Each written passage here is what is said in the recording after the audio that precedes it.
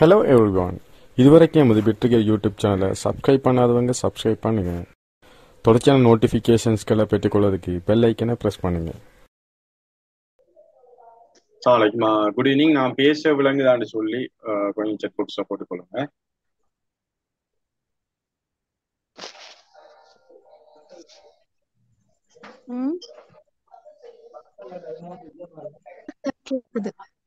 Okay okay சரி. Okay,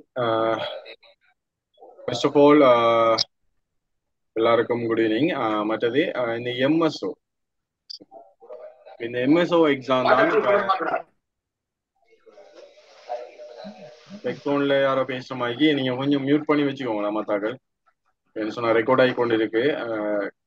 மத்தாக்களுக்கும் இந்த recording வந்து ஷேர் பண்ணணும். ஸோ கொஞ்சம் மியூட் பண்ணிக்கோங்க. தேவையப்பட்டா மட்டும் அன்மியூட் பண்ணலாம், நான் சொல்லுவேன். சரியா? இப்போதைக்கு யாரும் அன்மியூட் பண்ண வேணாம், எல்லாருமே மியூட் பண்ணி வச்சுக்கோங்க. ஓகே, மத்தாக்கள் டிஸ்டர்பன்ஸ் ஆகிருக்கு. இந்த MSO okay, management service officer, தரம் 3. இதுக்கான அப்ளிகேஷன்ஸ், ஸோ இதுக்கான அப்ளிகேஷன்ஸ் கோல் பண்ணியிருந்தாங்க. அதாவது 2020ஆம் ஆண்டு, அதாவது 2019ஆம் ஆண்டு நடக்க வேண்டிய எம்எஸ்ஓக்கான அப்ளிகேஷன் கோல் பண்ணியிருந்தாங்க 2020ஆம் ஆண்டு. அந்த டைம்ல, அதாவது கொரோனா பீரியட் டைம், அது அந்த டைம்ல அதை நிப்பாட்டி வச்சிருந்தாங்க. எக்ஸாம் வந்து நடத்தல. சரியா? அதுக்கு முன்னுக்கு எப்ப நடத்திருந்தாங்கன்னா 2015ஆம் ஆண்டு கோல் பண்ணி நடத்திருந்தாங்க. நினைக்கிறேன் 2016ஆம் ஆண்டு அப்பாயின்மெண்ட் கொடுத்திருந்தாங்க எம்எஸ்ஓ. 2016ஆம் ஆண்டு எம்எஸ்ஓ அப்பாயின்மெண்ட் கொடுத்ததுக்கு பிறகு இப்ப 2025 ஆகுது. சரியா? கிட்டத்தட்ட ஒரு 9 வருஷம் ஆகுது. எந்த அப்பாயின்மெண்ட்ஸும் கொடுப்பாடல. அதனால வேகன்சி வந்து அப்டேட் ஆகிட்டே இருக்கு, வேகன்சி கூடிருக்கு. இப்ப நான் ஏற்கனவே அந்த அட்வந்து உங்களுக்கு ஷாப் பண்ணக்குள்ள பார்த்துருப்பீங்க, 7456 வேகன்சி இருந்துச்சு. இப்ப லேட்டஸ்ட் அப்டேட் வந்து 8000 வேகன்சி இருக்கு. சரிண்ணே? அப்ப 8000 வேகன்சி இருக்கிறதால இப்ப இதுல நீங்க பெரும்பாலான ட்ரை பண்ணுவாங்க. என்ன காரணம்டா, வேகன்சி எண்ணிக்கை வந்து கூட. நாங்க பொதுவாக ஒரு போட்டி பரீட்சையா இருந்தா, பொதுவா போட்டி பரீட்சை ஊடாகத்தான் நாங்க அரசு தொழில் வேலை வாய்ப்புகளுக்கு எடுக்கலாம். பொதுவா எதுவா இருந்தாலும் போட்டி பரீட்சை வச்சுதான் எடுக்கிறாங்க. சரியா? அப்ப இந்த போட்டி பரீட்சையை பொறுத்த வரைக்கும் நாங்க முதல்ல பார்க்க வேண்டிய விஷயம் என்னன்னு சொன்னா, எத்தனை வெற்றிடங்கள் இருக்குன்னு பார்க்கணும். இப்ப சில நீங்க அடிக்கடி அந்த வேகன்சி குரூப்ல எல்லாம் இருப்பீங்க. இப்ப சில வேகன்சி கோல் பண்ணுவாங்க 5, 10, 15 அல்லது 3, 4, 2 இப்படி எல்லாம் கோல் பண்ணுவாங்க. அதுக்கு நீங்க ட்ரை பண்ண கூடாது. என்ன காரணம்னு சொன்னா, குறுகிய வேகன்சி இருக்கக்குள்ள நிறைய பேர் அப்ளிகேஷன் போடும் போது எங்களுக்கான கிடைக்கிறதுக்கான சந்தர்ப்பம் மிச்சம் குறையும். அதுக்கு நாங்க முயற்சிக்க கூடாது. ஆனா இவ்வாறான எம்எஸ்ஓக்குள்ள நாங்க முயற்சி செய்யலாம். காரணம்னு சொன்னா, 8000 வேகன்சி என்று சொன்னா அதுல எங்களுக்கு சந்தர்ப்பங்கள் அதிகமாக இருக்கு. நாங்க தெளிவா இருக்கு. நாங்க சரியாக ப்ராப்பராக படிச்சோம்னு சொன்னா அந்த சேவைக்குள்ள நாங்க போகலாம். அப்ப இதுல பாத்தீங்கன்னு சொன்னா இது 2 டைப்பா, அதாவது 2019ஆம் ஆண்டு கோல் பண்ணும் போது 3000 வேகன்சிக்கு தான் கோல் பண்ணியிருந்தாங்க. கிட்டத்தட்ட 3000 வேகன்சி. சரியா? இப்ப அப்டேட் ஆயிருக்கு 8000 வேகன்சி. அப்ப நான் என்ன போறாங்கடா, ஏற்கனவே 2019-20 காலப்பகுதியில கோல் பண்ணதுக்கு 2 லட்சம் பேர் அப்ளிகேஷன் போட்டிருக்காங்க. எக்ஸாமுக்கு 2 லட்சம் பேர் போட்டிருக்காங்க. அதுல நான் நினைக்கிறேன் ஒரு கிட்டத்தட்ட இந்த 2 லட்சம் பேர்லயும் ஒரு 20-30,000 பேர் வந்து நாட்டில் இருக்க வாய்ப்பு இல்லை, வெளிநாட்டுக்கு போயிருப்பாங்க. சரியா? அதுல இப்ப 170, 160 அப்படி 1,80,000, 70,000 பேர் எக்ஸாம்பிள் இருந்தா எழுதுவாங்க. சரி, அதுல 3000 பேர் தான் எடுக்க போறாங்க. அடுத்த எக்ஸாம் உடனே நடக்க போது, அது எப்படியும் பெரும்பாலும் மார்ச் அல்லது ஏப்ரலுக்கு அப்ளிகேஷன் கோல் பண்ணுவாங்க. விரைவாக நடத்துறதுக்கு திட்டமிட்டிருக்காங்க. சரியா? அப்ப அது என்னன்னு சொன்னா, அதுல 5000 பேருக்கான வேகன்சிக்கான எக்ஸாமா தான் அது இருக்கு. அப்ப 5000 பேர்னு சொல்லும் போது நிறைய பேர் அப்ளிகேஷன் போடுவாங்க, நிறைய பேர் ரெடியா இருக்கிறாங்க எப்ப அப்ளிகேஷன் கோல் பண்ணு சொல்லி. சரியா? அப்ப நிறைய பேர் அப்ளிகேஷன் போட இருக்கிறபடியால இது போட்டி கூட. சரியா? இப்போ குறைஞ்சது எதிர்பார்க்கப்படுற அளவு வந்து 10 லட்சம் பேர் அப்ளிகேஷன் போடுவாங்கன்னு எதிர்பார்க்கப்படுது. ஏன்னு சொன்னா, இப்ப அண்மையில வரவு செலவு திட்டம் வந்து வெளியிடப்பட்டது. நிறைய பேர் பார்த்திருப்பீங்க, நியூஸ்ல கேள்விப்பட்டிருப்பீங்க. சரியா? பார்த்திருப்பீங்க. அதுல பாத்தீங்கன்னு சொன்னா, குறிப்பாக இந்த அரச தொழில் செய்யறவங்களோட சலரி வந்து கூடிருக்கு. சரி, அவங்களோட பேசிக்க வந்து கூட்டிருக்கிறாங்க. 40,000 ஆகிருக்காங்க பேசிக். அதாவது குறைந்தபட்சம் 40,000, அதை விட கூடுதலான அந்த பேசிக் சேலரி வந்து கூட்டிருக்காங்க எல்லாருக்கும். ஸோ அப்படி கூட்டினபடியால நிறைய பேர் வந்து அந்த அரச தொழில் இதுகளுக்கு அப்ளிகேஷன் போடுற எண்ணிக்கையும் கூடும். இப்ப நிறைய பட்டதாரிகள், வேலை இல்லாத பட்டதாரிகள் நிறைய பேர் இருக்கிறாங்க. அதாவது A-level கம்ப்ளீட் பண்ணிட்டு டிகிரி ஃபாலோ பண்ற ஸ்டூடெண்ட்ஸ் இருக்கிறாங்க. சில பேர் A-level கம்ப்ளீட் பண்ணிட்டு என்ன செய்யறன்னு தெரியாம சில பேர் இருக்கிறாங்க. ஸோ இவ்வாறு நிறைய பேர் இருக்கிறதால இது மிகவும் போட்டி உள்ள ஒரு எக்ஸாமாக கருதப்படுது. அப்ப அப்ளிகேஷன் போடுற வரைக்கும் நீங்க யாரும் வெயிட் பண்ண வேணாம். அப்ளிகேஷன் கால் பண்ணுவாங்க, போட்டதுக்கு பிறகு நாங்க படிப்போம், அப்படி யாரும் வெயிட் பண்ண வேணாம். ஏன்னா இப்பவே நிறைய பேர் படிக்க தொடங்கிட்டாங்க. அப்ப நாங்க இன்னும் படிக்கலன்னு சொன்னா நாங்க இன்னும் பின்னுக்கு தான் இருக்கிறோம்னு அர்த்தம். அப்ப எக்ஸாம் கால் பண்ணி அதுல இருந்து ஒரு மாசம் தான் டைம் தருவாங்க எக்ஸாமுக்கு. அப்ளிகேஷன் கால் பண்ணி ஒரு மாசத்துக்குள்ள எக்ஸாம் நடத்திடுவாங்க குயிக்கா. அப்ப கால் பண்ணதுக்கு பிறகு படிப்போம் இருக்கிறவங்களுக்கு உங்களுக்கு டைம் போதாம இருக்கும் படிக்கிறது. சரியா? அப்ப இப்ப இருந்தே நீங்க படிச்சு கொள்வது மிகவும் நல்லம். சரியா? இப்ப இது தொடர்பான டிஸ்கஷன் தான் நாங்க பார்க்க போறோம். சரியா? ஓகே. அப்ப இதுல 8,000 வேகன்சி வந்து அப்டேட் ஆயிருக்கு. இப்ப ரீசெண்டான அப்டேட். சரியா? ஓகே. மேலும் அப்டேட் ஆகிறதுக்கு சான்சஸ் இருக்கா? இப்ப ஒரு 500 வேகன்சிக்கு மேல கூடி இருக்கு. இன்னும் அப்டேட் ஆகிறதுக்கு சான்சஸ் இருக்கு. ஆனா ஃபைனல் கொண்டு சொல்லுவாங்க எத்தனை வேகன்சின்னு சொல்லி. சரியா? அப்ப இதுல பொதுவாக பேசிக்கான குவாலிபிகேஷன் நாங்க அங்கே டிஸ்கஸ் பண்ணுவோம். உங்களுக்கு கெசட் நான் விளங்கப்படுத்துவோம்னா கெசட் நாங்க பார்ப்போம். அப்ப அது உங்களுக்கும் கிளியரா விளங்கும் என்ன விஷயம்னு சொல்லி நான் அதை ஃபுல்லா விளங்கப்படுத்துவேன். சரியா? அதுக்கு பிறகு நீங்க உங்களோட கேள்விகளை ஒவ்வொன்னா கேட்டுக்கொள்ளும். சரியா? ஓகே. இப்ப முதல்ல நாங்க பார்க்க போறோம். ஓகே. இப்ப நாங்க எங்களை பத்தி உங்களுக்கு ஒரு அறிமுகம் ஒன்று தேவைப்படும். சரியா? நாங்க யாரு? இப்ப நிறைய பேர் கிளாஸஸ் செய்வாங்க. சரியா? நிறைய பேர் ஜாயின் ஆகி இருப்பீங்க. ஸோ எங்களை பத்தியான ஒரு ஷார்ட்டான குயிக்கான ஒரு சின்ன ஒரு இன்ட்ரடக்ஷனை சொல்லிட்டு நான் விஷயத்துக்கு போவோம். சரியா? ஓகே. இப்ப எங்கட வந்து நான் விட்ரிகர் அகாடமி. சரியா? நாங்க காம்படிட்டிவ் எக்ஸாம், அதாவது போட்டி பரீட்சைகளுக்கான தொடர் வழிகாட்டல் வகுப்புகள் தொடர்ச்சியா நாங்க செஞ்சு கொண்டு வரோம். சரி, அந்த வகையில அண்மையில எங்கட அச்சீவ்மெண்ட்ஸ் அதுல சில விஷயங்களை நான் உங்களோட பகிர்ந்து கொள்றேன். இப்ப கிட்டத்துல ஒரு 2-3 கிழமை, ஒரு 1 வீக்குக்குள்ள ரிசல்ட்ஸ் ஒன்று வந்துச்சு. அதாவது இலங்கை சட்டக்கல்லூரி நுழைவு பரீட்சை 2024ஆம் ஆண்டு நடைபெற்ற நுழைவு பரீட்சை. அந்த பெறுபேர்ல சரியா தமிழ் மீடியம் ஸ்டூடெண்ட்ஸ் வந்து 6 பேரா செலக்ட் பண்ணாங்க. மொத்தம் 201 பேர் செலக்ட் பண்ணியிருந்தாங்க. அதுல தமிழ் மீடியம் 6 பேர். அந்த தமிழ் மீடியம் 6 பேர்லயே 3 பேர் வந்து எங்கட கிளாஸ்ல படிச்ச ஸ்டூடெண்ட்ஸ். கிட்டத்தட்ட 50% பாஸ் ரேட் இருக்கு எங்கட அகாடமி கூட. இது மிகப்பெரிய ஒரு மைல் ஸ்டோன் ஆயிருக்கு எங்கட அகாடமியில. ஸோ இப்ப சட்ட கல்லூரி பேப்பர்ன்னு சொல்லுது, நீங்க அந்த எக்ஸாம் பேப்பர்ல பாத்தீங்கன்னு சொன்னா நல்ல ஸ்டாண்டர்டான பேப்பர் அது. இப்ப ஏனைய எம்எஸ்ஓ ஏனைய எக்ஸாமுக்கு வர பேப்பரை விட மிகவும் ஸ்டாண்டர்டான பேப்பர். சரி, இப்ப நிறைய பேர் எடுத்த உடனே ஃபர்ஸ்ட் அட்டெம்ப்ட்ல பாஸ் ஆகிற கஷ்டமாங்க. செகண்ட் அட்டம், தேர்ட் அட்டம். சில பேர் எனக்கு தெரிஞ்ச ஒருத்தர் 10வது தடவை அட்டம் பண்ணி பாஸ் ஆகிருக்கார். தொடர்ச்சியா ஃபெயில் ஆகி. ஏன்னா போட்டி அது கொஞ்சம் பேப்பர் கொஞ்சம் ஓரளவு ஹார்டான பேப்பர். ஸோ இப்போ அப்படியான ஒரு எக்ஸாம்ல எங்களோட அகாடமி அச்சீவ்மெண்ட் பண்ணிருக்கு. சரியா? அது ஓகே, அது கட்டாயம் உங்களுக்கு சொல்ல வேண்டிய கடமையில நான் இருக்கிறேன், அதுக்காக நான் சொல்றேன். ஓகே.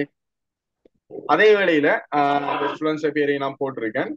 எங்களோட 3 பேர் எங்களோட அகாடமி சார்பாக எடுபட்டிருந்தாங்க. சரியா? 3 பேர். ஒரு ஆள் வந்து நிலோஃபர் ஃபாத்திமா அம்ரான்னு சொல்லி, அவர் வந்து ஐலண்ட் ரேங்க் வந்து 64 எடுத்திருந்தாங்க தமிழ் மீடியத்துல, செகண்ட் ரேங்க். இன்னொரு ஆள் வந்து முகமது டில்ஷான் சீமா ஷெய்ரின்னு சொல்லி, அவங்க வந்து ஐலண்ட் ரேங்க் வந்து 105 எடுத்திருந்தாங்க தமிழ் மீடியத்துல, தேர்ட் அவங்க. அடுத்தது ரியாஸ்டின் அஃப்தான்னு சொல்லி, அவர் வந்து 171 ரேங்க். சரியா? தமிழ் மீடியத்துல 6வது. சரி, அப்ப 3 பேர் எங்களோட அகாடமி சார்பா தமிழ் மீடியத்துல எடுபட்டு இருந்தாங்க. ஓகே. அதே வேளையில அண்மையில நாங்க நடத்தினோம் அதாவது அண்மையில வெளிவந்த பெறுபேறுகள் அடிப்படையில வடமேல் மாகாணம் ஆசிரியர் போட்டி பரீட்சை, வடமேல் மாகாண ஆசிரியர் போட்டி பரீட்சை. இந்த போட்டி பரீட்சையில கிட்டத்தட்ட 25 பேர் எங்களோட கிளாஸுக்கு வந்த ஸ்டூடெண்ட் 25 பேர் வந்து செலக்ட் ஆயிருந்தாங்க. 25 பேர், அதாவது வடமேல் மாகாண ஆசிரியர் போட்டி பரீட்சை. சரியா? அதாவது நாங்க எல்லாத்தையும் ஷேர் பண்ணல, கிட்டத்துல ரீசெண்டா வந்த சில விஷயங்களை மட்டும் நான் உங்களுக்கு குயிக்கா சொல்லிக்கிட்டு போறேன். அவங்களோட ஃபீட்பேக் எல்லாம் நான் இதுல தூக்கி போட்டிருக்கேன். சரியா? ஓகே. அவங்களோட என்னோட கிளாஸ் சம்பந்தமாக அவங்க சொன்ன ஃபீட்பேக். சரியானே? அப்ப எங்களை பத்தி உங்களுக்கு ஒரு சிறந்த ஒரு அறிமுகம், சிறந்த ஒரு விஷயங்கள் தெரிஞ்சாதான் நீங்க கிளாஸுக்கு போகலாம். இப்ப ஒரு யாருண்டே தெரியா, இப்ப என்ன செய்யறாங்கன்னே தெரியாண்ட ஒரு இடத்த போறதை விட அவங்கள பத்தி அறிஞ்சுக்கிட்டு ஓகேயா கம்ஃபர்டபுளா தெரிஞ்சதுக்கு பிறகு போறதா உங்களுக்கு நல்லது. ஏன்னா நீங்களும் பேமெண்ட் பண்ணி படிக்கிறீங்க, உங்களோட டைமை ஸ்பெண்ட் பண்றீங்க. சரியா? அப்படி இருக்கும்போது யாரு எவரு எப்படி செஞ்சிருக்காங்க, அவனோட அச்சீவ்மெண்ட்ஸ் என்ன, ஓகேயா உங்களுக்கு தெரிஞ்சதுக்கு பிறகுதான் அவங்ககிட்ட படிக்கிறது பெட்டர். சரியா? ஓகே, அந்த வகையில தான் நான் அந்த விஷயங்களை உங்களுக்கு ஷேர் பண்ணி கொள்றேன். சரியான இது சில அவங்க அந்த பிள்ளைகள் போட்ட சில ஃபீட்பேக் அண்ட் கமெண்ட்ஸ் நான் உங்களுக்கு இதுல போட்டுட்டேன். சரியா? அடுத்த கட்டமாக திறந்த பல்கலைக்கழகம் சட்டமானி பரீட்சை. சரியா? எல்எல்பி என்ட்ரன்ஸ் எக்ஸாம் நடந்துச்சு, ஓப்பன் யூனிவர்சிட்டி. சரியா? இப்ப அதுலயும் சில பிள்ளைகள நான் சில பின்னூட்டங்கள், அவங்களோட கமெண்ட்ஸ், அவங்களோட ஃபீட்பேக்ஸை நான் இதுல போட்டிருக்கேன். சரியா? ஓகே, அதுல பிள்ளைகள்ல எந்த அளவுக்கு அவங்களோட சாட்டிஸ்பேக்ஷன் லெவல் இருக்கு, இப்ப எங்களோட அகாடமி ஓகேயா, நாங்க படிப்பிக்கிற விஷயங்கள் ஓகேயா, நான் சொல்லித்தர விஷயங்கள் ஓகேயான்ற விஷயங்களை நான் அதுல போட்டிருக்கேன். நம்ம பொய்க்கு சொல்லல தானே, அப்ப அதுல உங்களோட எவிடன்ஸ் இருக்கு. சரி, அந்த பிள்ளைகள் சொன்ன ஃபீட்பேக்ஸ் இருக்கு, நீங்களே பார்த்துக் கொள்ளலாம். பார்த்துட்டு நான் அடுத்த விஷயங்களை நான் ஒன்னொன்னா சொல்றேன், அதுல நீங்க பாருங்க என்ன.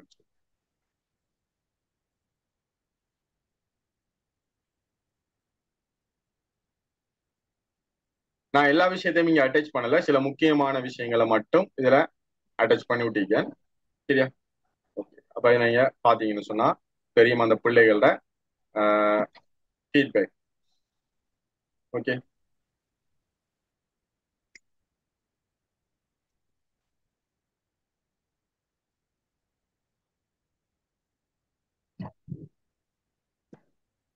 ஓகே.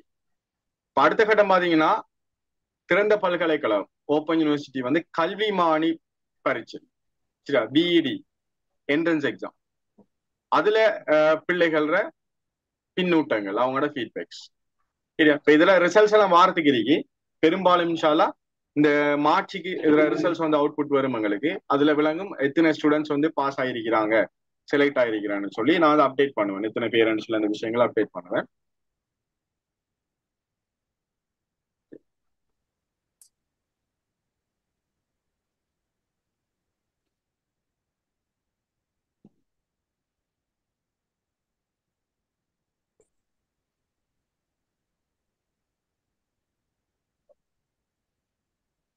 ஓகே, இப்ப விஷயத்துக்குள்ள வருவோம்.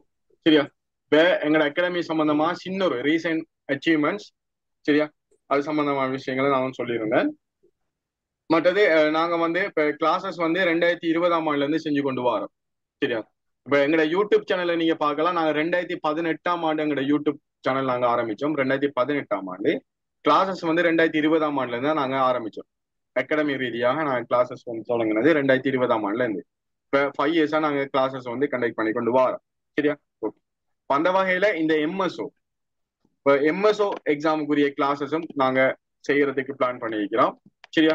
ஓகே, அப்ப இதுல என்ன விஷயம்னு சொன்னா உங்களோட கெசட்ல உள்ள விஷயத்துக்கு ஏற்ற மாதிரி தான் எங்களோட கிளாஸஸ் நாங்க கொண்டு போவோம். சரியானே?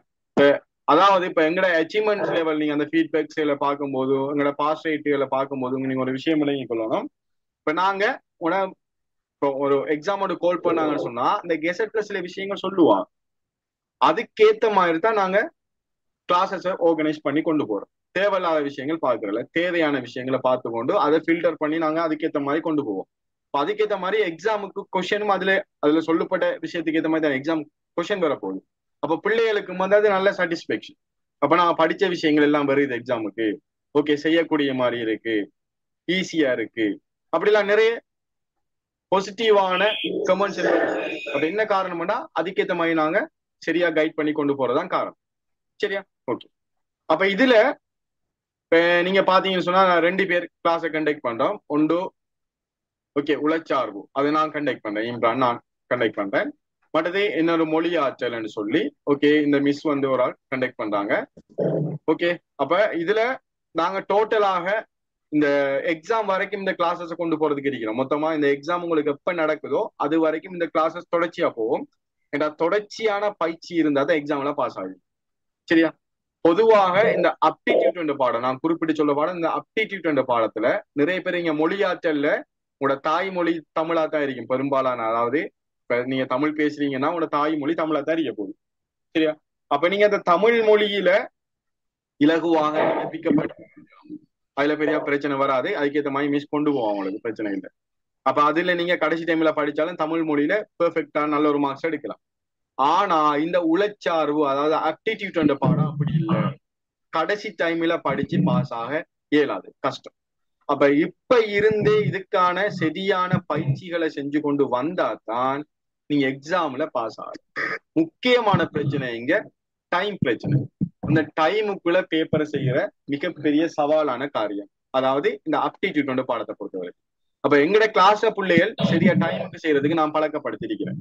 சரி, அதுக்கேற்ற மாதிரி தான் இப்ப எந்த கைடன்ஸ் வந்து போகும். அந்த டைமுக்குள்ள செய்யற மாதிரி தான் நான் அதுக்கேற்ற மாதிரி தான் கொண்டு போவேன். அது நாங்க கிளாஸஸ்ல அந்த விஷயங்களை பார்க்கும்போது உங்களுக்கும் அதுல தெளிவு ஒன்று கிடைக்கும். சரியா? மற்ற நாங்க ஓவரால் 36 ஹவர் கிளாஸ் செய்யறோம். 36 ஹவர் இந்த விஷயத்த கவர் பண்ணதா தான் எங்கட கிளாஸஸ் வந்து போவோம். சரியா? ஓகே, உங்களுக்கு கிளாஸஸ் வந்து நைட் டைம்ல தான், பெரும்பாலும் நாங்கள் நைட் டைம்ல தான் கிளாஸஸ் வந்து போடுவோம். மற்றது இன்கேஸ் சில வேளைகள்ல உங்களுக்கு கிளாஸஸ் ஜாயின் பண்ணிக்க இயலாத சிச்சுவேஷன் வருமானு சொன்னா நீங்க ரெக்கார்டிங் பார்த்துக்கொள்ள முடியும். இந்த ரெக்கார்டிங் உங்களுக்கு எப்பவுமே அவைலபிளா இருக்கும். எக்ஸாம் வரைக்கும் ரெக்கார்டிங் அவைலபிளா இருக்கும். எக்ஸாம் எழுதுற வரைக்கும் அந்த ரெக்கார்டிங் உங்களுக்கு அவைலபிளா இருக்கும். எனி டைம் நீங்க பார்க்கலாம். சரியா? அதுக்கான ஏற்பாடுகள் நாங்க செஞ்சு தருவோம். சோ இது ஓவரால் இந்த விஷயங்களை நாங்க பார்த்திருக்கிறோம். அடுத்த கட்டமாக நாங்க போக வேண்டிய விஷயம் எதுன்னு சொன்னா கெசட்டுக்கு போவோம். சரியா? இந்த கெசட்டை கொஞ்சம் பார்ப்போம். அதாவது உங்களுக்கான புதிய கெசட் வரல, ஆல்ரெடி இருக்கிற கெசட். ஆல்ரெடி என்ன 2019ஆம் ஆண்டு கோல் பண்ணும்போது இருந்த கெசட், அதுல சின்ன மாற்றங்கள் ஏற்படும். இந்த சலரி ஸ்கேல்ல மாற்றம் இருக்கு. சரியா? இப்ப புதிய சலரி ஸ்கேல் வந்து மாத்திருக்கிறாங்க. ஸோ சலரி ஸ்கேல்ல மாற்றம் இருக்கிறது. சரியா? ஓகே. அப்ப இந்த கெசட் வந்து அவங்க இஷ்யூ பண்ணது 2020 7ஆம் மாசம் 17ஆம் தேதி இஷ்யூ பண்ண கெசட் தான் இது. சரி, அதாவது 2019ஆம் ஆண்டுக்குரிய எக்ஸாம் தான் இது. அது 2020ஆம் ஆண்டு நடத்தி 2021ஆம் ஆண்டு ஆட்சேர்ப்பு செய்யறதுக்கு அவங்க பிளான் பண்ணி இருந்தாங்க. ஆனா அன்பார்ச்சுனேட்லி கொரோனா பீரியட். சரி, அதனால அவங்க எக்ஸாமுகள் நடத்த இயலாத சுச்சுவேஷனுக்கு ஆளாங்க. சரியானே? ஓகே. இதுல நாங்க பார்ப்போம். இதுல மட்டுப்படுத்தப்பட்ட போட்டி பரீட்சை மணிக்கு திறந்த போட்டி பரீட்சை இருக்கு. இப்போ உங்களுக்கு கோல் பண்றது வந்து திறந்த போட்டி பரீட்சை. சரியா? மட்டுப்படுத்தப்பட்டதால திறந்த போட்டி பரீட்சை. சரி, இதுல பாத்தீங்கன்னு சொன்னா ஓகே, இந்த கெசட்டை நாங்க பார்ப்போம் என்ன விஷயங்கள்னு சொல்றாங்கன்னு பாருங்க. ஏன்னா இதே மாதிரி கெசட் தான் இப்ப திருப்பியும் வர போகுது. ஆனா சில மாற்றங்கள் வரும். அதாவது அந்த சலரி ஸ்கேல்ல மாற்றங்கள் ஏற்படுமா? ஏன்னா 2-3 தரம் சலரி வந்து சேஞ்ச் ஆயிடுது. சரியா? இடையிலையும் ரணில் விக்ரமசிங்கோட காலத்திலையும் சலரி ஸ்கேல் கொஞ்சம் மாத்தினாங்க. சரியானே? இப்ப புதிய பட்ஜெட்ல இன்னும் மாறுது. சரியா? அப்ப சலரி வந்து கூடிக்கொண்டுதே போகுதே தவிர குறையில்லை. சரியா? அப்ப இதுல பாருங்க, சில விஷயங்கள் நாங்க முக்கியமான சில விஷயங்களை நாங்க போக்கஸ் பண்ணுவோம். சரியா? ஓகே. இப்ப வழங்கப்படும் நியமனங்களின் எண்ணிக்கை மற்றும் நடைமுறைக்கு வரும் திகதி என்பன நியமன அதிகாரியினால் தீர்மானிக்கப்படுமா? அவங்க தீர்மானிப்பாங்க எத்தனை நியமனங்கள் கொடுக்கணும்னு சொல்லி. இப்ப டிசைட் பண்ணி கொண்டு இருக்கிறாங்க. ஓகே, அதை இஷ்யூ பண்ணுவாங்க எத்தனை நியமனங்கள் இருக்குன்னு சொல்லி. ஏதேனும் ஒரு தொகை வெற்றிடங்களை அல்லது அனைத்து வெற்றிடங்களையும் நிரப்பாமல் இருப்பதற்கான அதிகாரத்தை நியமன அதிகாரி கொண்டுள்ளார். நியமன அதிகாரி அவர் தான் தீர்மானிக்கிறார். சரியா? ஓகே, அவங்க தான் தீர்மானிப்பாங்க இந்த வெற்றிடங்களை எவ்வாறு நிரப்பிக் கொள்றேன்னு சொல்லி. ஓகே, இதுல ஆவணாவில சொல்ல போற விஷயம், அரசாங்க சேவை நியமனங்கள் நிர்வகிக்கப்படும் பொது நிபந்தனைகளுக்கு இலங்கை சனநாயக சோசியலிச குடியரசின் சரியா அந்த திகதின்னு சொல்றாங்க. சரியா? அதிவிசேட வர்த்தமானி அறிவித்தலில் பிரசுரிக்கப்பட்ட முகாமைத்துவ சேவை உத்தியோகத்தர் சேவை பிரமாண குறிப்பில். சரியா? முகாமைத்துவ சேவை உத்தியோகத்தர் என்று மாற்றப்பட்டது 2013 12/11ஆம் தேதி. அந்த கெசட்லாம் மாத்திருக்காங்க. சரியா? ஓகே, அதுல குறிப்பிடப்பட்ட பிரமாண குறிப்பின் படிதான் சரி, அதுல சில விதிமுறைகள் சில நிபந்தனைகளுக்கு அதுக்கேற்ற மாதிரி தான் ஆட்சேர்ப்பு செய்வாங்க. அதான் இதுல சொல்றாங்க. சரியா? இல்ல பின்னுக்கு திருத்தங்கள் மேற்கொண்டோன்னா சொல்லுவாங்க. அதுல திருத்தங்கள் மேற்கொள்ளப்பட்டுச்சுன்னு சொன்னா அந்த டேட்டா மென்ஷன் பண்ணி இந்த கெசட் பண்ணுவாங்க. என்ன திருத்தங்கள் மேற்கொள்ளணும்னு சொன்னா. சரியா? அதெல்லாம் சொல்லுவாங்க உங்களுக்கு. சரி, நான் ஃபுல்லா வாய்ச்சிட்டு இதெல்லாம் முக்கியமான சில விஷயங்களை டச் பண்ணி கொண்டு போவோம். ஓகே, அடுத்தது ஈனாவில் சொல்லப்படுற விஷயத்த பாத்தீங்கன்னா, நியமனம் செய்யும் முதலாம் சேவை நிலையத்தில் ஆக குறைந்தது 3 வருடங்கள் கட்டாயம் சேவையாற்ற வேண்டும். உங்களுக்கு நியமனம் கிடைச்சிச்சுன்னு வைங்க, நீங்க இப்ப எக்ஸாம் எழுதி பாஸ் ஆகி உங்களுக்கு அப்பாயின்மெண்ட் கிடைச்சிச்சுன்னு சொன்னா 3 வருஷம் அந்த இடத்துல குறைஞ்ச வேலை செய்யணும். அதுக்கு பிறகுதான் நீங்க டிரான்ஸ்ஃபர் ஆகலாம். இப்ப நீங்க ஒரு இடத்துல டிரான்ஸ்ஃபர் கேட்கறீங்கன்னா உடனே டிரான்ஸ்ஃபர் தர மாட்டாங்க. அட்லீஸ்ட் குறைஞ்சது 3 வருஷம் சரி நீங்க அங்க அந்த இடத்துல ஒர்க் பண்ணணும். அதான் சொல்றாங்க. சரியா? நியமன அதிகாரி தான் அதை தீர்மானிப்பார் அந்த விஷயங்களை. அடுத்தது, இந்நியமனம் 3 வருட தகுதியான் காலத்துக்கு உட்பட்டது. தகுதியான் பரீட்சை நடக்கும். அதாவது நீங்க தரம் 3ல இருந்து தரம் 2க்கு போகலாம், தரம் 2ல இருந்து தரம் 1க்கு போகலாம். அது தகுதியான் பரீட்சைகள் நடக்கிற 3 வருட தகுதியான் காலத்துக்கு உட்படுது. 3 வருடத்துக்கு பிறகு தகுதியான் பரீட்சை எழுதணும். எம்எஸ்ஓ தரம் 2 தரம் 1 தகுதியான் பரீட்சைகள் நடக்கும். சரியா? அதை எழுதி நீங்க ஒவ்வொரு தரம் முன்னுக்கு போகும்போது உங்களோட சலரி வந்து கூடிக்கொண்டே போகும். சரியா? ஓகே. அடுத்தது இதுல பாருங்க, சம்பள அளவு திட்டம் ஒரு விஷயம் சொல்லுவாங்க பாருங்க. ஓகே, அதுக்கு முன்னுக்கொண்டு ஊனாவுல சொல்லப்படுற விஷயத்த பாருங்க. இதுல என்ன சொல்லுவாங்கன்னு சொன்னா, ஓகே, பொது நிர்வாக சுற்றறிக்கை கிணங்கவும் அதன் இடைநேர விளைவான சுற்றறிக்கை கிணங்கவும் பதவிக்கு ஆட்சேர்ப்பு செய்யப்பட்டு 5 வருடங்களுக்குள் குறித்த அரச கர்ம மொழி தேர்ச்சியை பெற வேணும். சரியா?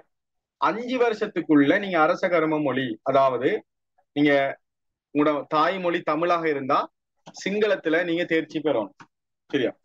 சிங்களத்துல எக்ஸாம் ஒன்று வைப்பாங்க. அரச உத்தியோகர்களுக்கான சிங்கள எக்ஸாம் ஒன்று இருக்கும். 2ஆம் மொழி சிங்களம். அதுல நீங்க தேர்ச்சி பெறணும் சொல்றாங்க. சிங்கள ஆக்களா இருந்தா அவங்க தமிழ் எக்ஸாம் எழுதுவாங்க, லாங்குவேஜ்.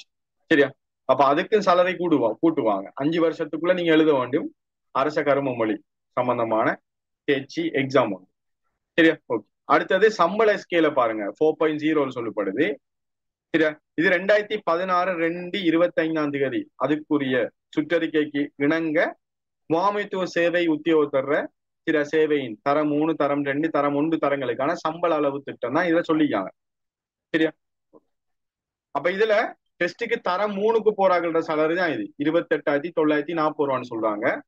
அதாவது 2016ஆம் ஆண்டு சுற்றறிக்கை. அதுக்கப்புறம் இந்த சுற்றறிக்கையில திருத்தினாங்க.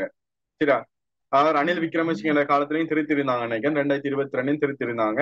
இப்ப பட்ஜெட்டுக்கு பிறகு பப்ளிகேஷன் கோல் பண்ணும் போதும் திருத்துவாங்க. இப்ப அடிப்படை சம்பளம் வந்து குறைஞ்சது 40,000 தான். 40,000 விட குறைஞ்ச அடிப்படை சம்பளம் இருக்க சான்ஸ் இல்லை. ஸோ அது திருத்தப்படும். எப்படியும் எதிர்பார்க்கப்படுற சம்பளம் 60,000க்கு மேற்பட்ட சம்பளம் தான் இப்ப எதிர்பார்க்கப்படுது. சரியா? அதை விட கூடுதலாக கிடைக்கும். 60,000 விட கூடுதலான சம்பளம் தான் இப்ப எதிர்பார்க்கப்படுற சம்பளம். சரியா? ஓகே. இதுல பாத்தீங்கன்னா விளங்கும்.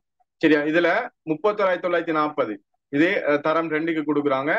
அதுல இருந்து அங்கால 35,740 சொல்றாங்க முதலாம் தரத்துக்கு, அதாவது பேசிக் சம்பளத்தை பத்தி சொல்றாங்க. நீ அலவன்ஸ் எல்லாம் சேர்த்து வரும் குறைமோ. இது பழசா, இதை நீங்க யோசிக்க வேணா, இது பழசு.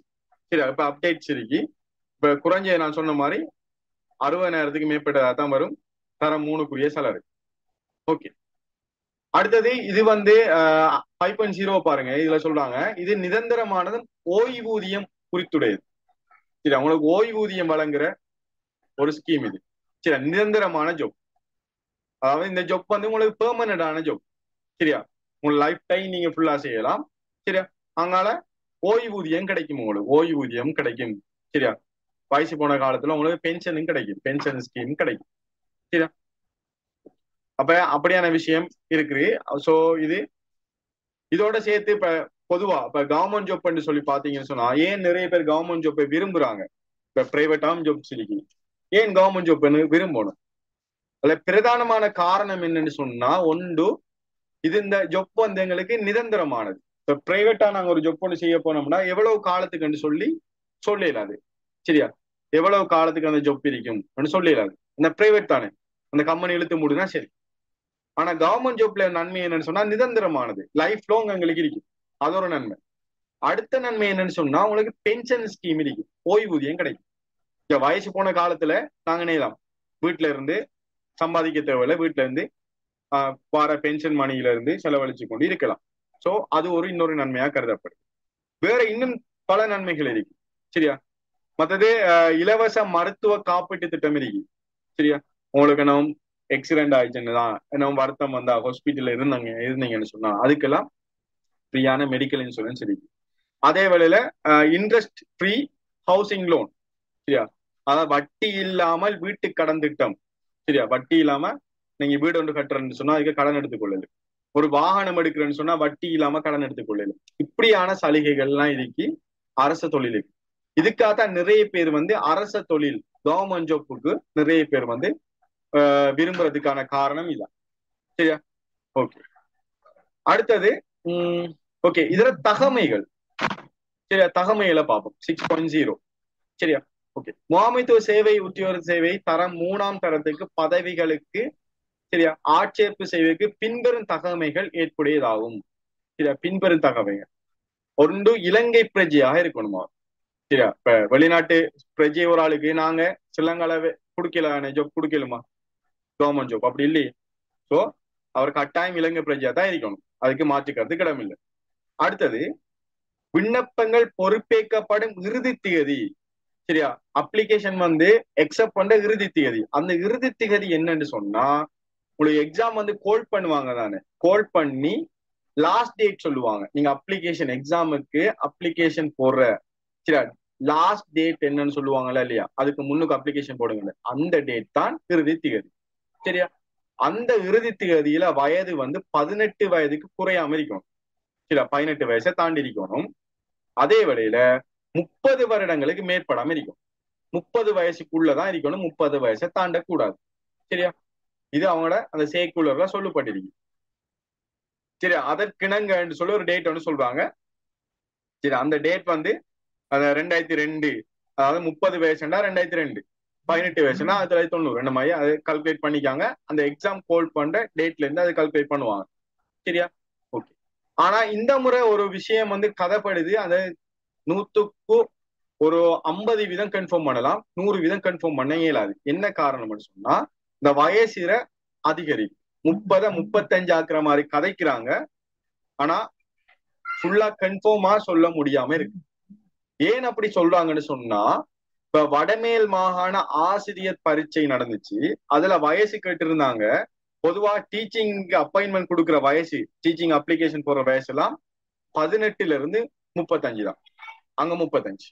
ஆனா வடமேல் மாகாண ஆசிரியர் போட்டி பரீட்சையை பொறுத்த வரைக்கும் 40 வயசாக்கள் வரைக்கும் சான்ஸ் கொடுத்திருந்தாங்க. என்ன காரணம்னு சொன்னா, நீண்ட காலத்துக்கு பிறகுதான் அந்த எக்ஸாம் கோல் பண்ணியிருந்தாங்க வடமேல் மாகாண ஆசிரியர். ஏன்னா அதுக்கு முதல் கோல் பண்ண இல்லை. சோ நீண்ட காலத்துக்கு பிறகு கோல் பண்ணதால அப்படி ஒரு சான்ஸ் ஒன்று கொடுத்திருந்தாங்க. அப்ப அதன் அடிப்படையில இதை பார்க்கும் போது லாஸ்டாக மேனேஜ்மெண்ட் சர்வீஸ் ஆபீசர் வந்து 2016ஆம் ஆண்டு அப்பாயின்மெண்ட் கொடுத்துருக்கிறாங்க. இப்ப 2025ஆம் ஆண்டு, அது 9 வருடம் ஆயிடுச்சு. அப்ப இடையில கிராஜுவேஷன் முடிச்சவங்க, டிகிரி முடிச்சவங்க அல்லது A லெவல் கம்ப்ளீட் பண்ண நிறைய பேர் இருப்பாங்க. அவங்களுக்கு 30 வயசை தாண்டி இருக்கு. ஸோ அவங்களால ஒரு அரசு வேலைக்குள்ள போயிடாது அப்படி பார்க்க போனா. அப்ப அவங்களுக்கும் சந்தர்ப்பம் வழங்கப்பட வேணும் என்றதுக்காக வேண்டி டைம் இந்த 30 35 மாறலாம்னு நான் சொல்றேன். சரியா?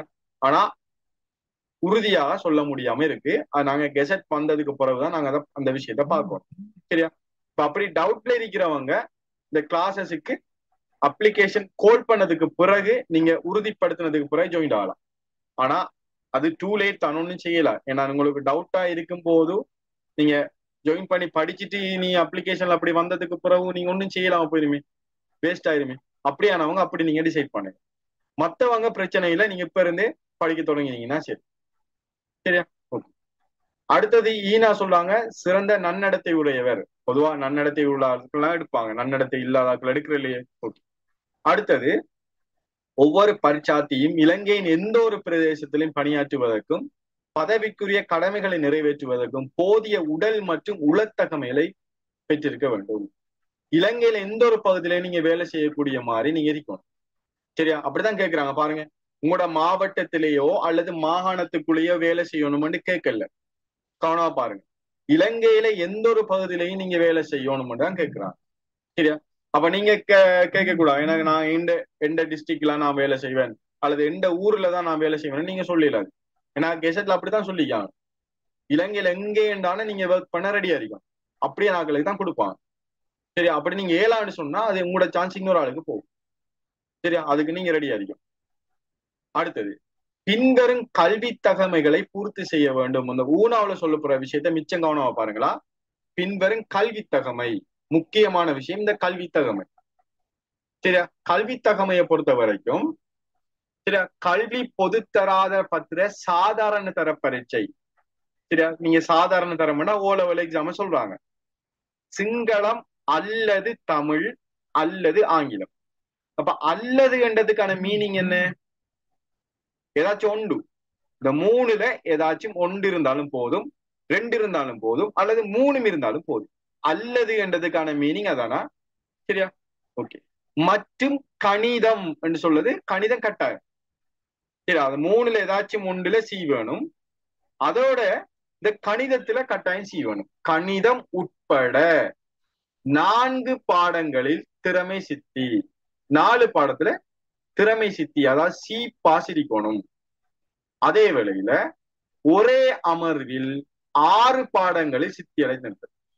சரியா? ஒரே ஒன் சிட்டிங்ல, சரியா, 6 பாடங்கள்ல சித்தியா அடைஞ்சிருக்கணும். ஒரே அமர்வுன்னு சொல்றாங்க பாருங்க, ஒரு விஷயம் உண்டு. ஒரே அமர்வு. சரியா? இப்ப 2வது அமர்வு 3வது அமர்வு என்று சொல்லும் போது அதுல சில பிரச்சனைகள் வரும். பிரச்சனைன்னு சொல்லக்கூட சில வேளை தெரிவு செய்யப்படாமலும் விடலாம், சில வேளைகளை தெரிவு செய்யப்பட வாய்ப்பும் இருக்கா. நாங்க பார்ப்போம், என்னென்னு பார்ப்போம் அந்த விஷயத்த. சரியா? அப்ப நீங்க முதல்ல விளங்கி கொள்ளணும். நீங்க சில பேர் உங்களுக்கு நீங்க தமிழ் மீடியம், நீங்க தமிழ் என்ற படியால நீங்க தமிழ்ல எப்படியும் சி ஒன்று எடுத்திருப்பீங்க எக்ஸாம்பிள். சரியா? அப்ப தமிழ்ல கட்டாயம் உங்களுக்கு சி இருக்கும். இங்கிலீஷ் இல்லாட்டி நீங்க பிரச்சனை இல்லை. நீங்க வேற பாடங்கள்ல வரலாறு, வேற பாடங்களுக்கு தானே விஞ்ஞானம், வேற பாடங்கள்ல மத்த சீகள் இருக்கலாம். அதே வேளையில கணிதத்திலையும் கட்டாயம் சி வரும். கணிதத்துல நிறைய பேர் எனக்கு இப்ப பர்சனலா சில பேர் கால் பண்ணாங்க, மெசேஜ் பண்ணாங்க, கணிதத்துல எஸ் தான் இருக்கு, நாங்க என்ன செய்யறோம். அப்ப எஸ் இருந்தாலும் நீங்க எக்ஸாமுக்கு போடலாம், பிரச்சனை இல்லை, அப்ளிகேஷன் வராது, அட்மிஷன் வராம விடாது, வெறும் எக்ஸாம் எழுதலாம். ஆனா இன்டர்வியூல தான் ரிஜெக்ட் பண்ணுவாங்க. அப்படியான சம்பவம் ஒன்று அண்மையில நடந்துச்சு ஜிஎஸ் எக்ஸாமுக்கு. ஜிஎஸ் எக்ஸாம் இதே மாதிரி தான் ஜிஎஸ் எக்ஸாம் கேட்டு இருந்தாங்க. அப்ப அங்க அப்படி கேட்கல, இதே மாதிரி 4 C2S கேட்கல. அங்க கேட்டிருந்த விஷயம் கணிதத்துல ஓ லெவல்ல சி வேணும், 2 அமர்வுகளுக்கு மேற்படாதவாறு என்ன சம்திங் சொல்லி கேட்டிருந்தாங்க. செகண்ட் அட்டம் ரெண்டாலும் சி இருந்தா போதும் மாதிரி கேட்டிருந்தாங்க. இப்ப அந்த இடத்துல ஒரு பிரச்சனை வந்துச்சு. என்னன்னு சொன்னா, நிறைய பேர் எசிரிக்கிறார்கள், அப்ளிகேஷன் போட்டாங்க, எக்ஸாமுக்கு வந்துச்சு, எக்ஸாம் எழுதினாங்க, பாஸும் ஆயிட்டாங்க. இன்டர்வியூல அவங்களோட ரிசல்ட்ஸை செக் பண்ணி பார்த்து ரிஜெக்ட் பண்ணாங்க. சரியா? அப்ப இப்படி பிரச்சனையும் இருக்கா. அப்ப அதை நீங்க கொஞ்சம் இணையலாம் பார்த்துக்கொள்ளணும். சரியா? ஓகே. இப்ப அடுத்த விஷயம், சரியா, அடுத்தது 2வது சொல்ல போற விஷயத்த பாருங்க. கல்வி பொதுத்தராதர உயர்தர பரீட்சை, அதாவது உங்களுடைய A level எக்ஸாம், சாதாரண பொது பரீட்சை மற்றும் பொது ஆங்கிலம் தவிர, சாதாரண பொது பரீட்சை இருக்குதானே, காமன் ஜெனரல் டெஸ்ட், அது மற்றது ஜெனரல் இங்கிலீஷ், அது தவிரையா, அது கேட்கலவங்க, அது தவிர அனைத்து பாடங்களையும் ஒரே அமர்வில் சித்தி அடைஞ்சிருக்கும். சரியா? ஒரே அமர்வில். இப்போ ஒரே அமர்வில் நீங்க நேலம் ஒன் சிட்டிங், ஒரே அமர்வில் சித்தி அடைஞ்சுக்கணும். இப்ப ஒன் சிட்டிங்க நீங்க சொல்ல வர விஷயம் என்னன்னா, நீங்க தெளிவா வழங்கிக்கொள்ளணும். இப்போ ஒரு நபர் ஃபார் எக்ஸாம்பிளுக்கு ஒரு நபர் 2022ஆம் ஆண்டு A level எழுதுறாரு, அவர் 2 பாடம் பாஸ். திருப்பி 2023ஆம் ஆண்டு A level எழுதுறாரு, 3 பாடம் பாஸ். அப்படியானாலும் அப்ளை பண்ணலாம். ஏன்? ஒரே தடவையில அவர் 3 பாடம் பாஸ் பண்ணி தானே இருக்காரு, 2023ஆம் ஆண்டுலையும் பாஸ் பண்ணி தானே இருக்காரு, அப்படியே அப்ளை பண்ணலாம். அதுதான் அந்த ஒரே அமர்வு. சரியா?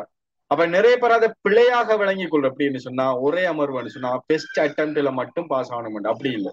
செகண்ட் அட்டெம்ப்ட் அடிக்கலாம், தேர்ட் அட்டெம்ப்ட் அடிக்கலாம், அதாவது 4th அட்டெம்ப்ட் அடிக்கலாம், அது டசன்ட் மேட்டர். ஒரே தடவையில அந்த 3 பாடமும் A levelக்குரிய 3 பாடம் பாஸ் ஆகணும். அதே போலதான் இங்கேயும் O level பார்த்தாலும் ஒரே அமர்வில் தான் கேட்கிறாங்க.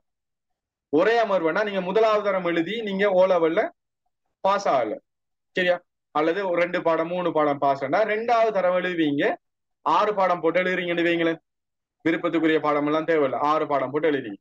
அந்த 6 பாடத்திலையும் பாஸ் ஆயிருந்தாலும் ஓகே. அதாவது அந்த முக்கியமா நான் சொன்ன மாதிரி அந்த தமிழ் பாடத்துல தாய்மொழியில சி இருக்கணும், அப்படி இல்லாத பட்சத்துல ஆங்கிலத்திலேயாவது சி இருக்கணும். அதே வேளையில கணிதத்திலையும் அந்த சி எதிர்பார்க்கப்படுது. சரியா? அடுத்த விஷயம், இதுல குறிப்பு என்ற ஒரு விஷயம் சொல்லுவாங்க, அதை கொஞ்சம் பாருங்க. என்ன விஷயம்? குறிப்பு. சரியா?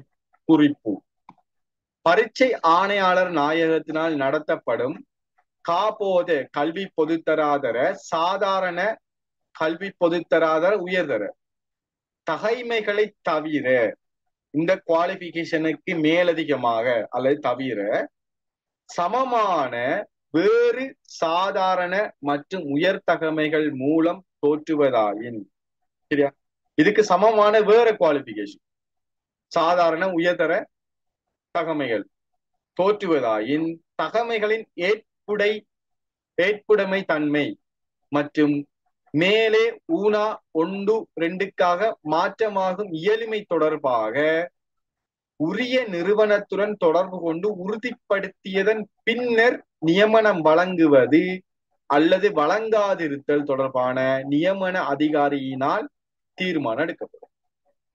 அப்ப சில பேர் ஓ லெவல்ல இல்லாம, சரியா, ஓ லெவல்ல மெட்ஸ்ல எஸ் அல்லது ஃபெயில் இப்படி இருக்கிறார்கள், அல்லது ஏ லெவல்லையும் சில பிரச்சனையான ஒரு பாடம் ஃபெயில் அல்லது 2 பாடம் தான் பாஸ், இப்படியெல்லாம் இருக்கிற சில நபர்கள் இதுக்கு சமமான வேற குவாலிபிகேஷன் சிலதும் இருக்கு.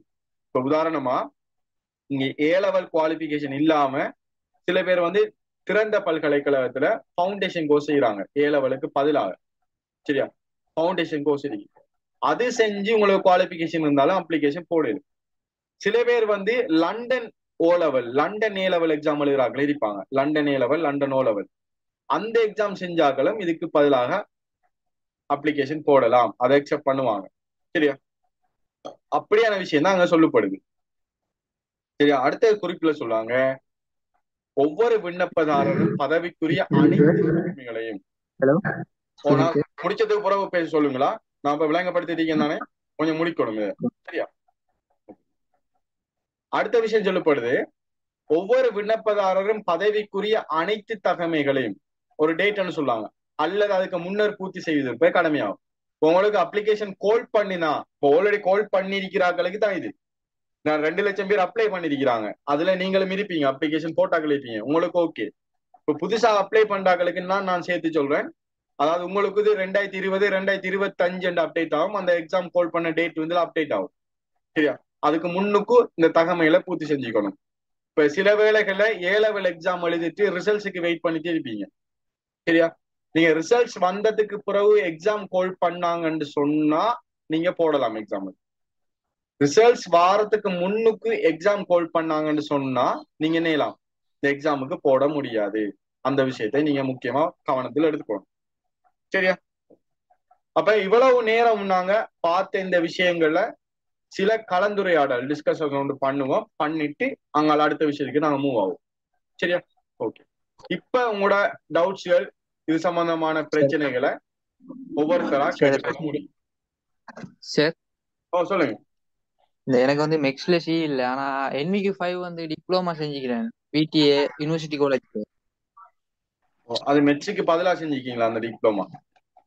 இல்ல நான் மெக்ஸ்ல சி இல்ல, நீங்க கடைசியா ஒண்ணு சொன்னீங்க தானே, அதுக்கு ஈக்குவலா ஏதாவது வேற ஏதாவது கோர்ஸ் செஞ்சுக்கலாம். நான் சிவில் செஞ்சுக்கிறேன் NVQ5. நீங்க செஞ்சிருக்கீங்க, ஓகே. அது டிசைட் பண்ணது அவங்கதான், தெரிவுக்குழு தான் தீர்மானிப்பாங்க, சரியா. நாம தீர்மானிக்கிற இல்லையே, நீங்க செஞ்சிருக்கீங்க, ஓகே, வெரி குட், நல்ல. ஆனா அது தீர்மானிக்கிற யாருன்னு சொன்னா தெரிவுக்குழு, சரியா. எக்ஸாமுக்கு வரும், உங்களுக்கு எக்ஸாம் நீங்க எழுதலாம்.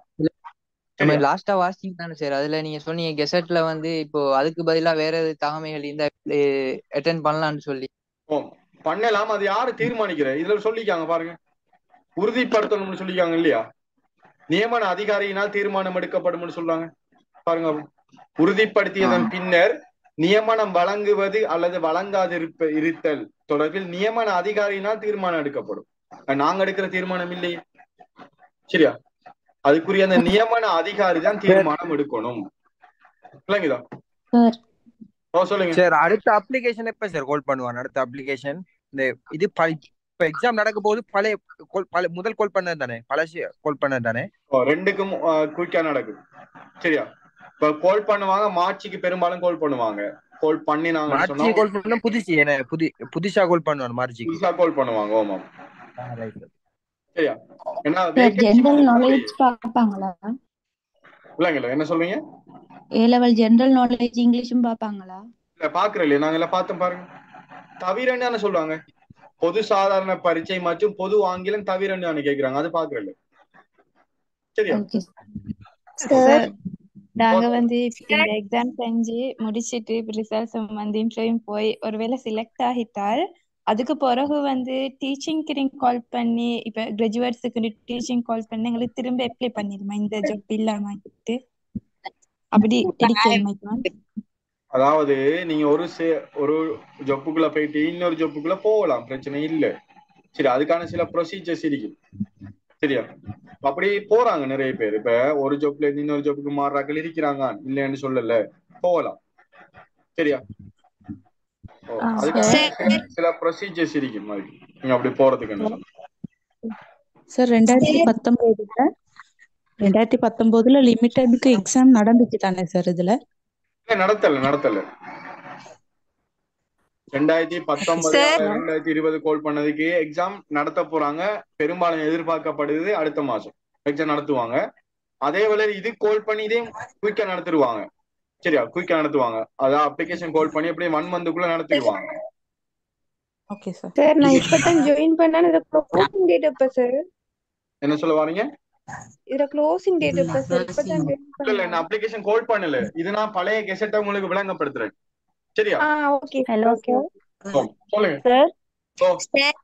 சார் எனக்கு வந்து சார் மெட்ஸ்ல எஸ் இருக்கு. ஏ லெவல்ஸ் ஃபாலோ பண்ணிருக்கேன். இப்ப நான் HND செய்து கொண்டிருக்கேன் சார். என்ன மாதிரி சார் அப்ளை பண்ணிடலாமா? இல்ல நீங்க இப்படித்தானே, நீங்க அப்ளை பண்றது பண்ணாது உங்களோட இஷ்டம். ஆனா அப்ளை பண்ணா எக்ஸாம் எழுத விடுவாங்க. எக்ஸாம் எழுதலாம், பிரச்சனை இல்ல. ஆனா அதை தீர்மானிக்கிறது யாரு? அந்த நியமன அதிகாரி தான் தீர்மானிக்கணும். இல்லைங்கதா? Okay sir. Excuse me sir, இந்த எப்படி ஒர்க்கிங் ஹவர்ஸ் எல்லாமே சார்? அதெல்லாம் நான் சொல்றேன். இப்ப இது வரைக்கும் நான் விளங்கப்படுத்தினதெல்லாம் நான் கேட்கிறேன். அந்த விஷயங்களை நான் பார்த்து சொல்லுங்க சார். நான் கிராஜுவேட். நான் இதுக்கு அப்ளை பண்ணலாமா சார்? நீங்க என்ன கிரேட் 10 கிராஜுவேட் முடிச்சிருக்கேன். கிராஜுவேட் முடிச்சிருக்கீங்க. Okay, good. நீங்க அப்ளை பண்ணலாம். உங்களோட வயசு இதுல உங்களோட வயசை கொஞ்சம் பார்த்துக்கோங்க. நீங்க கிராஜுவேட் முடிச்சு தானே இருக்கீங்க, வயசையும் கொஞ்சம் பாருங்க. ஏன்னா இதுல சர்க்குலரின் படி 18 இருந்து 30 வயசு தான் அந்த சர்க்குலர்.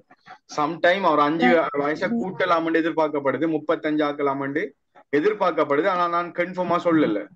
அந்த வயசுக்குள்ள இருக்காண்டு பாருங்க. மத்தது உங்களுக்கு மெட்சில எஸ்ன்னு சொன்னீங்க, அப்படியா? ஓலவல்ல ஓலவல்ல மெட்சில எஸ்ண்டாலும் சில வேளைகளை நீங்க கிராஜுவேட் முடிச்சிருக்கீங்க படியால உங்களுக்கு சந்தர்ப்பம் வழங்கப்படலாம். சரியா? ஆனா அதெல்லாம் தீர்மானிக்கிறது அந்த நியமன அதிகாரி தான் தீர்மானிப்பாங்க. சரியா? கண்டிப்பா அந்த ஏஜ் குரூப் வந்து மாத்துவாங்களா சார்? மாத்துறதுக்கான, அதாவது நான் உறுதியா சொல்லல, மாத்துறதுக்கான வாய்ப்பு இருக்குன்னா நான் சொல்றேன். நான் உறுதியா சொல்லல. கேட்டா எனக்கு வந்து வயசு 32. சோ இப்ப நான் இந்த கிளாஸ கண்டினியூ பண்றேன், நான் ஜாயின் பண்றேன் சார். பட் ஆனா அது ஷுவரா எப்படிங்கிறது தெரியாது தானே, அதான் சார் கிட்ட டவுட் கேட்டுக்கிட்டேன். இல்ல நீங்க இப்ப 32 வயசுன்னு சொன்னாலும் இப்ப நான் ஷோர் பண்ணி சொல்ல முடியாது. என்ன காரணம்னு சொன்னா இவங்களோட சர்க்குலர் 18 இருந்து 30 வயசு தான் அவங்களோட சர்க்குலர். நான் ஆல்ரெடி வந்து உங்களுக்கு விளங்கப்படுத்தினான் இல்லையா, டீச்சிங் எடுக்கிறதுக்கான வயசு எல்லை 18 இருந்து 35 தான். ஆனா வடமேல் மாகாண டீச்சிங்கை பொறுத்த வரைக்கும் அந்த 35ஓட 5 கூட்டி 40 ஆக்கியிருந்தாங்க. சரியா? அப்படி ஒன்று நடந்த படியாலதான் நானும் சொல்றேன், இது கோல் பண்ணி மிச்ச காலம் இல்லையா, ஆகையால இடையில நிறைய பேருக்கான வாய்ப்புகள் இல்லாம போயிருக்குதானே. அப்ப அதனால சம்டைம் ஒரு 5 வயசை கூட்டலாம்னு நான் சொல்றேனே தவிர அது உறுதியா சொல்லல. சரியா?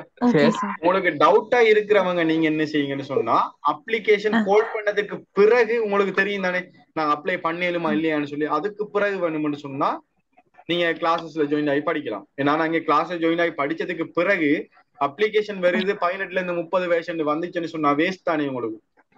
இல்லைங்களா? ஓகே, அதுக்காக தான் நான் அதை சொல்றேன். சொல்லுங்க சார். இங்கிலீஷ்ல எஸ் இருந்தா அப்ளை பண்ணலுமா?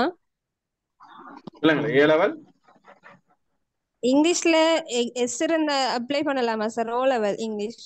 ஓ லெவல் பிரச்சனை இல்லை உங்களுக்கு. அதாவது அல்லது கேக்குறாங்க, தமிழ் அல்லது சிங்களம் அல்லது ஆங்கிலம், 3 மொழியில ஏதாச்சும் ஒன்றுல சி இருந்தா போதுமானது. உனக்கு தமிழ்ல இருக்கா சி? தமிழ்லயே இருக்கு சார். அப்ப பிரச்சனை இல்லை.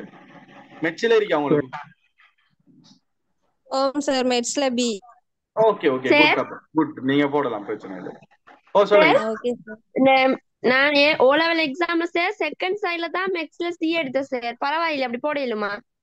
செகண்ட் சைனா ஒரே அமர்வில் எல்லாம் கேக்குறாங்க இதுல, அப்படி ஒண்ணு பாத்தீங்களா? ஒரே அமர்வில் கேக்குறாங்க. நீங்க வேற ஏதாச்சும் ஒண்ணு செஞ்சிருக்கீங்களா? அல்லது என்விக்கு லெவல் அல்லது டிகிரி டிப்ளமா அப்படின்னு செஞ்சிருக்கீங்களா? டிப்ளமா செஞ்சிருக்கிறேன் சார், சைக்காலஜி டிப்ளமா. ஓகே, அதாவது அரசு அங்கீகாரம் பெற்ற இடத்துலயா செஞ்சீங்க? இல்ல சார் பிரைவேட்டா தான். பிரைவேட் அப்படின்னு சொன்னா நாங்க தீர்மானிக்க முடியாது இல்லையா? நீங்க எதுக்கும் சார் போடலாம், எக்ஸாம போட்டு பாருங்க, எக்ஸாம் கிடைக்கும் உங்களுக்கு, எழுதி பாருங்க. நீங்க செலக்ட் ஆனீங்கன்னு சொன்னா இன்டர்வியூல தான் அவங்க தான் தீர்மானிக்கணும், சரியா? சார் சார் சரிங்க சார். தமிழ்ல இருந்தாலும் போதும் தானே என்ன சார் ஏதாச்சும் ஒன்றுல இல்லைங்களா? தமிழ் எழுதுனா என்னண்டா சார் இப்ப தமிழ்ல ரிசல்ட்ஸ் இருந்தாலே போதும் தானே ஓ லெவல்ல?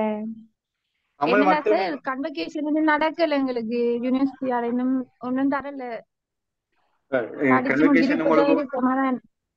உங்களுக்கு கன்வகேஷன் நடத்தலாட்டியும் உங்களுக்கு எஃபெக்டிவ் டேட் ஒன்று இருக்கும் தானே, சரியா? உங்களோட டிகிரி முடிச்ச ஒரு டேட் ஒன்று இருக்கும் தானே, எஃபெக்டிவ் டேட் சொல்லு.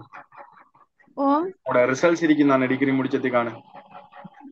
ரிசல்ட்ஸும் அவுட் ஆகல சார். இப்ப ஃபைனல் இயர் முடிச்சிட்டு வந்திருக்கேன், 5ஆம் மாசம் அப்படிதான் அவுட் ஆகும். உங்களோட ரிசல்ட்ஸ் அவுட் ஆனாலும் உங்களோட எஃபெக்டிவ் டேட் இந்த எக்ஸாமுக்கு முன்னுக்கு தானே வரப்போகுது, அதுக்கு பிறகு வராது தானே, இல்லைங்களா? சரி.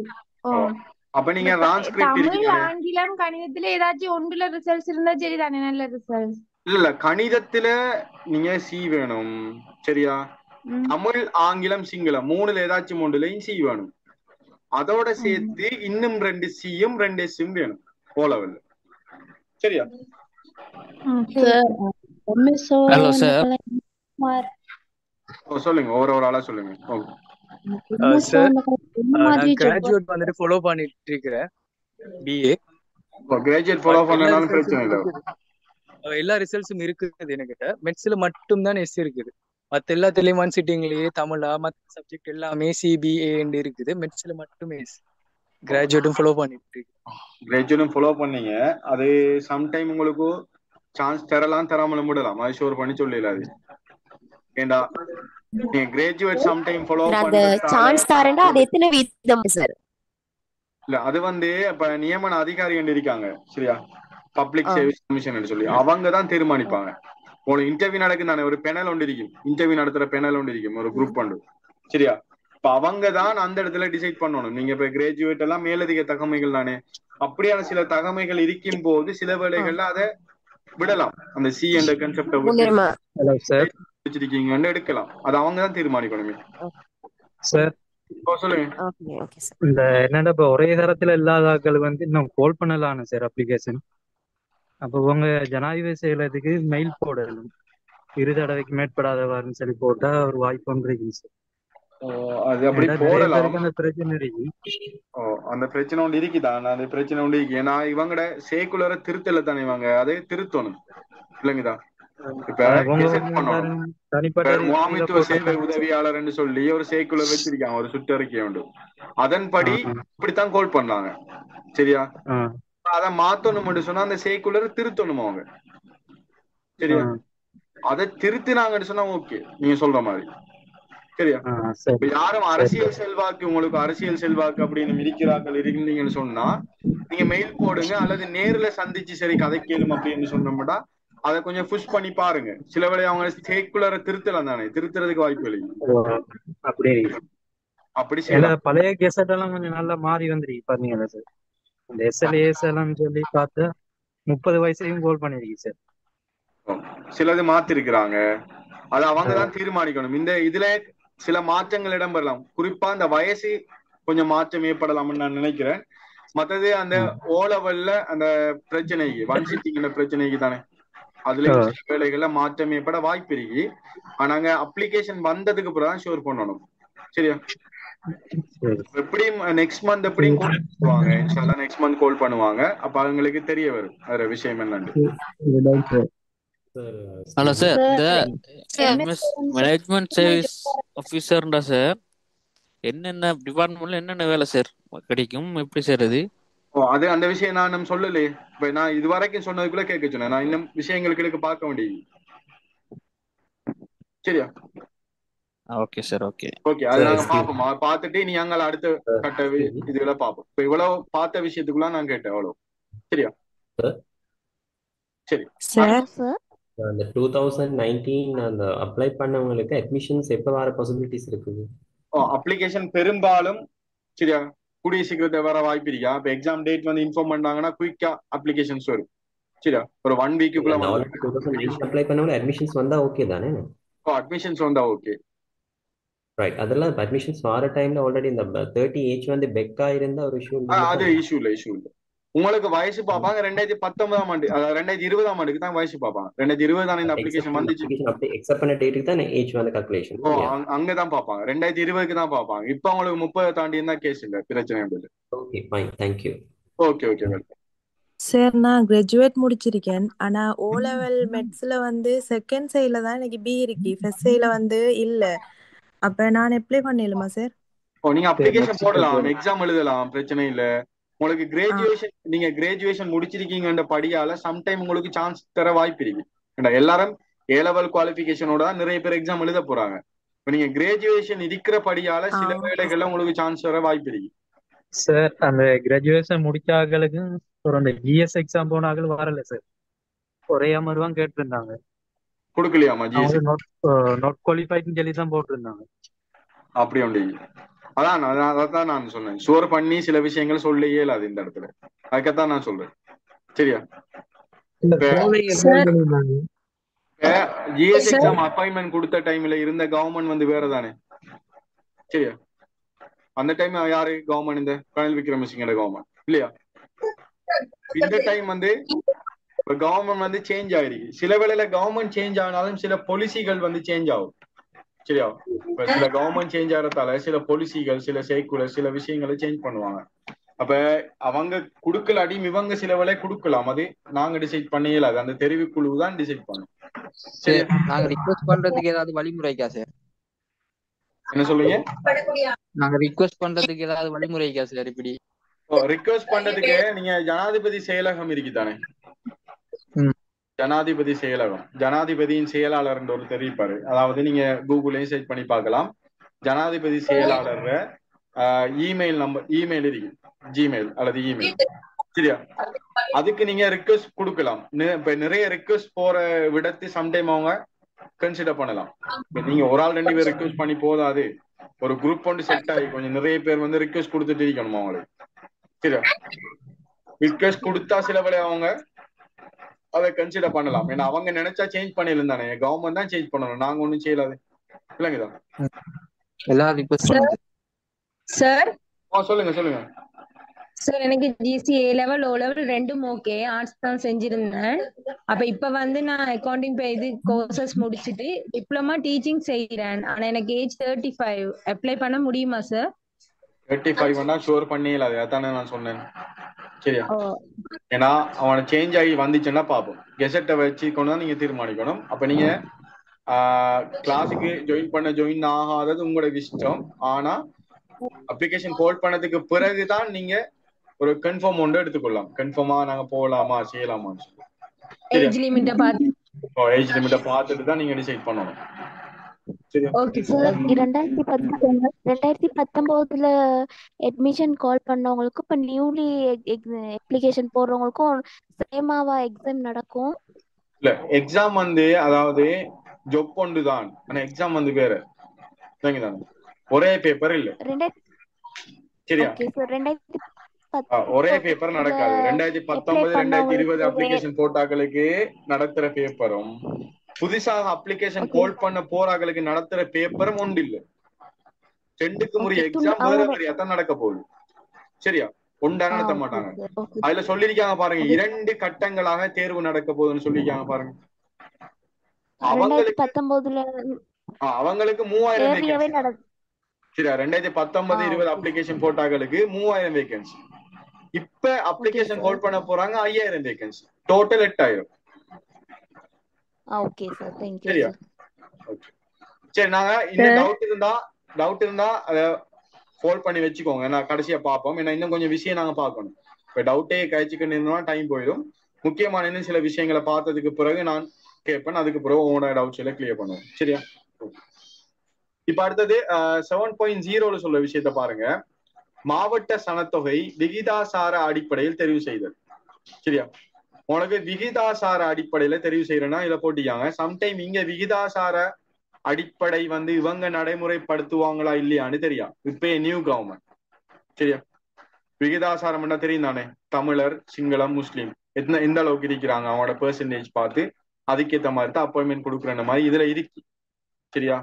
ஆனா இந்த முறை அப்படி அதை நீக்கிறதுக்கான வாய்ப்பும் இருக்கு. விகிதாசார முறையே இல்லாமல் செய்யலாம்.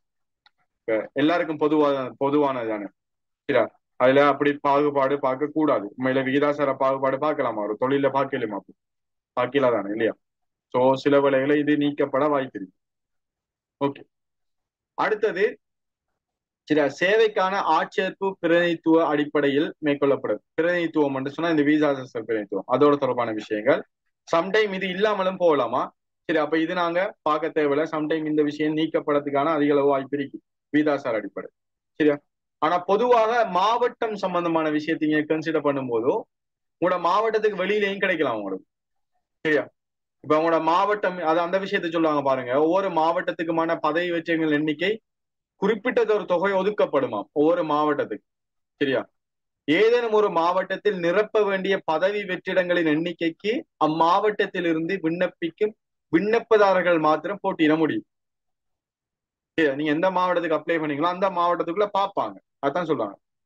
அடுத்த விஷயம் சொல்றாங்க, ஏதேனும் மாவட்டம் ஒன்றுக்கு மேலே குறிப்பிட்டவாறு ஒதுக்கப்பட்டுள்ள வெற்றிடங்களின் எண்ணிக்கை அந்த மாவட்டத்துக்கு விண்ணப்பித்துள்ள தகமைகளை பூர்த்தி செய்துள்ள விண்ணப்பதாரிகள் இருந்து நிரப்ப முடியாத சந்தர்ப்பம். உதாரணமா நீங்க ஒரு மாவட்டத்துல இருக்கிறீங்க வைங்களேன். நீங்க உதாரணமா ஒரு ஜப்னாவில இருக்கிறீங்கன்னு வைங்க. சரியா? அங்க விண்ணப்பதாரிகள் அவங்க எதிர்பார்க்கிறாங்க ஜப்னாவில ஒரு உதாரணமா ஒரு 500 பேர் எதிர்பார்க்கிறாங்கன்னு. ஆனா பாஸ் ஆகின நாட்கள் வந்து 500 பேர் இல்லை, 350 பேர் பாஸ் ஆயிருக்கிறாங்க. அப்ப என்ன செய்யுது? அப்ப அப்படியான சந்தர்ப்பம் தான் இது. நிரப்ப முடியாத சந்தர்ப்பத்துல அவ்விற்றிடங்களின் எண்ணிக்கை அருகில் உள்ள அனைத்து மாவட்டங்கள் மத்தியில் மாவட்டங்களில் சனத்தொகை விகிதாசார அடிப்படையில் மீள பகிரப்படும். அதாவது பக்கத்து மாவட்டத்தில் இருக்கிறார்களா அப்பாயின்மெண்ட் பண்ணுவாங்க. ஒவ்வொரு மாவட்டத்துக்கும் எத்தனை என்று சொல்லி சில ஒதுக்கிடிப்பாங்க. ஆனா அங்க பாஸ் மார்க்ஸ் ஒன்று இருக்குதானே. இப்ப எக்ஸாம் சொன்னா சரியா, 100க்கு எத்தனை, 100க்கு 50 எடுக்கணும் நினைக்கிறேன். சரியா? 50 40 நினைக்கிறேன்னு பார்ப்போம். கிழக்கு வரும் அது பார்ப்போம். சரியா? அந்த குறிப்பிட்ட அளவு பாஸ் மார்க்ஸ் இல்லாட்டி அவங்க எடுக்கல தானே. அப்ப அந்த பாஸ் மார்க்ஸுக்குள்ள வராதாக்கள் என்ன செய்யலாம்? பக்கத்து மாவட்டத்துல இருந்தா அது அந்த அவங்களை இந்த மாவட்டத்துக்கு போடலாம். அப்ப அதைத்தான் அங்க சொல்ல வராங்க. சரியா? ஓகே, அடுத்து சொல்லுவாங்க, மொத்த வெற்றிடங்கள் எண்ணிக்கை சிறிதளவாக இருப்பேன். ஒரு மாவட்டத்துல கொஞ்சம் சிறிதளவு வெற்றிடம் தான் இருக்கீன்னு சொன்னா அக்காரணத்தின் அடிப்படையில் மாவட்டத்தின் சனத்தொகை அடிப்படையாக கொள்ள முடியாத விடத்து திறமை ஒழுங்கில் தகுதியான தெரிவு செய்வாங்க. இப்ப குறைஞ்ச வெற்றிடம் இருக்கிற இடத்துல பெர்சன்டேஜ் பார்க்க மாட்டாங்கன்னு சொல்றாங்க. சில மாவட்டத்துல ஒரு 10 வேகன்சியா இருக்கண்டா அங்க விகிதாசார பெர்சன்டேஜ் பார்க்க மாட்டாங்க. தமிழர் எத்தனை வீதம், சிங்களவர் எத்தனை வீதம், முஸ்லீம் எத்தனை வீதம் மட்டும் தான் பார்க்க மாட்டாங்க அந்த மாதிரி சொல்றாங்க. அப்படி பாக்குறதே தவறு உண்மை இது. ஓகே, அடுத்தது பரீட்சையில் தேவையான குறைந்தபட்ச புள்ளிகளை பெறும் எண்ணிக்கை நிலவும் வெற்றிடங்களின் எண்ணிக்கை விட குறைவாக இருக்கும் இடத்து மாவட்டத்தின் சனத்தொகை அடிப்படையில் ஆட்சேர்ப்பு மேற்கொள்ளப்பட மாட்டாது. சரியா? அப்ப குறைந்தபட்ச புள்ளிகள் எடுக்கிற பட்சத்துல நிறைய பேர் குறைவான மார்க்ஸ் எடுக்கிற பட்சத்துல அவங்க சனத்தொகை அடிப்படையில பார்க்காம சில புள்ளியின் அடிப்படையில மட்டும் பார்த்து செலக்ட் பண்ணுவாங்க மாதிரி சொல்றாங்க. சரி, அடுத்தது மாவட்டத்தை சேர்ந்தவராக கருதப்படுவதற்கு காணப்படுவே தகமை. இப்ப நீங்க அந்த மாவட்டத்துக்கு உரியாளன்னு சொன்னா அதை எப்படி உறுதிப்படுத்துற அது சம்பந்தமா சொல்லலாம். சரியா? மாவட்டம் ஒன்றின் வெற்றிடங்களுக்கு போட்டியிடுவதாயின் பின்வரும் விடயங்கள் ஒன்று என பூர்த்தி செய்திருக்க வேண்டும். இந்த விடயங்கள் ஏதாச்சும் ஒன்றை நீங்க கம்ப்ளீட் பண்ணிருக்கணும். விண்ணப்பதாரர் அந்த மாவட்டத்தில் பிறந்தவராக இருக்க வேண்டும். நீங்க அந்த மாவட்டத்துல பிறந்திருக்கணும். சரியா? அவ்வாறு இல்லாத விடத்து அந்த மாவட்டத்துல அப்படி இல்லைன்னு சொன்னா நீங்க வெளி மாவட்டத்துல பிறந்திருந்தாலும் கூட பரீட்சைக்கான தகமைகளை பூர்த்தி செய்ய வேண்டிய இறுதி திகதியுடன் முன்னரான 5 வருட காலத்தில், சரியா, எக்ஸாமுக்குரிய டேட் இருக்குதான ஒரு டேட் சொல்லுவாங்க லாஸ்ட் டேட், அந்த டேட்டுக்கு 5 வருஷத்துக்கு முன்னுக்கும் 5 வருட காலத்தில் அந்த மாவட்டத்தில் ஆக குறைந்தது 3 வருடங்களாவது, குறைஞ்சது 3 வருஷமாவது தொடர்ச்சியாக நிரந்தர வசிப்பிடமாக இருக்கணும். நீங்க பெர்மனண்டா அந்த இடத்துல வசிக்கக்கூடிய மாதிரி குறைஞ்சது 3 வருஷம் சரி அந்த இடத்துல வசிச்சிருக்கணும். அவ்வாறு இல்லாத விடத்து இன்னொரு ஆப்ஷன் சொல்றாங்க. அவர் தொடர்ச்சியாக 5 வருடங்கள் அந்த மாவட்டத்தில் தனது இடைநிலை கல்வியை பெற்றிருக்கணும். இடைநிலை கல்வி அதாவது உங்களோட செகண்டரி எடுகேஷன், சரியா? அதாவது 6ஆம் ஆண்டுல இருந்து A லெவல் வரை செகண்டரி எடுகேஷன், சரியா? அது 5 வருஷம் சரி நீங்க அங்க படிச்சிருக்கணும், இந்த மாதிரி சொல்றாங்க. அடுத்தது குறிப்பு, எழுத்து பரீட்சையில் தெரிவு செய்யப்படும் விண்ணப்பதாரிகள் நேர்முக பரீட்சையில் அல்லது கேட்கப்படும் எந்த ஒரு சந்தர்ப்பத்தில் மேற்குறித்த மாவட்டத்தை சேர்ந்தவர் என்பதை நிரூபிக்கும் பின்வரும் ஆவணங்கள் உரிய விதத்தில் சமர்ப்பிக்கும் கடப்பாடுகளை கொண்டுள்ளன. இதை உங்களை உறுதிப்படுத்துற, நீங்க அந்த மாவட்டத்துக்கு உரியால் தானா என்று உறுதிப்படுத்துறதுக்கு சில விஷயம் இருக்கு. ஒன்று உங்களோட பிறப்பு சான்றிதழ், சரியா? உங்களோட பர்த் சர்டிபிகேட். அடுத்தது கிராம அலுவலகர் மற்றும் 3 வருட தொடர்ச்சியான பதிவை உறுதிப்படுத்தும் வாக்காளர் டாப்பு பெயர் பட்டியல், சரியா? கிராம அலுவலர் உறுதிப்படுத்தணும். உங்களோட வாக்காளர் டாப் இருக்குதானே, சரியா? உங்களோட ஓட் லிஸ்ட், அதை நீங்க அதோட சேர்த்து கொண்டு போகணும். அடுத்தது மாணவர் செயலாட்சிகை படிவம், சரியா? மாணவர் செயலாட்சிகை படிவம் என்றால் நான் நினைக்கிறேன் ஸ்கூல் லீவிங் சர்டிபிகேட்டா இருக்கலாம், அது பாடசாலை விடுகை பத்திரம்னு சொல்லுவாங்க. மாணவர் செயலாட்சிகை படிவம்னு சொல்லுவாங்க. இது ஸ்கூலோட தொடர்பான விஷயங்களா இருக்கலாம். ஓகே. அடுத்தது எவரேனும் ஒரு விண்ணப்பதாரின் தந்தை அல்லது தாய் அரசாங்க மாகாண அரசாங்க சேவையில் அல்லது கூட்டுத்தாபனம் ஒன்றில் இடமாற்றம் செய்யப்பட முடியுமான அரசாங்க சேவையை வகிப்பார்களாயின், சரியா? யாராச்சும் விண்ணப்பிக்கிற தாய் அல்லது தந்தையை பத்தி சொல்றாங்க. அந்த விண்ணப்பதாரை தனது தந்தையின் அல்லது தாயின் பிறந்த இடத்தை தனக்குரிய மாவட்டமாக தெரிவு செய்து கொள்வதற்கு சந்தர்ப்பம் அளிக்கப்படும். இப்ப தாய் ஒரு இடத்துல தந்தை ஒரு இடத்துல வேலை செஞ்சா, தாய் இங்கதான் இருக்கா, தந்தை இந்த மாவட்டத்துல இருக்காங்கன்னு சொல்லி அதை வச்சு நீங்க விண்ணப்பிக்கலாம் அந்த மாவட்டத்துக்குன்னு சொல்றாங்க. அதற்காக விண்ணப்பதாரர் தனது பெற்றோரின் பிறந்த இடத்தையும் அரசாங்க மாகாண அரசாங்க சேவையில் அல்லது கூட்டுத்தாபனம் ஒன்றில் சேவை ஆற்றுவதையும் உறுதிப்படுத்துவதற்கான ஆவணங்களை நேர்முக பரீட்சையின் போது அல்லது கோரப்படும் எந்த ஒரு சந்தர்ப்பத்தையும் சமர்ப்பிப்பது அவசியம். சரி, அப்படியான ஆவணங்களை சமர்ப்பிக்கணும். அடுத்தது எந்த ஒரு விண்ணப்பதாரரும் ஒன்றுக்கும் மேற்பட்ட மாவட்டங்களின் பதவி வெற்றிடங்களுக்கு போட்டியிடுவதற்கு அனுமதிக்கப்படாது. நீங்க உதாரணமா 2 மாவட்டத்துக்கு அப்ளிகேஷன் போடலாம், ஏதாச்சும் ஒன்றுதான்.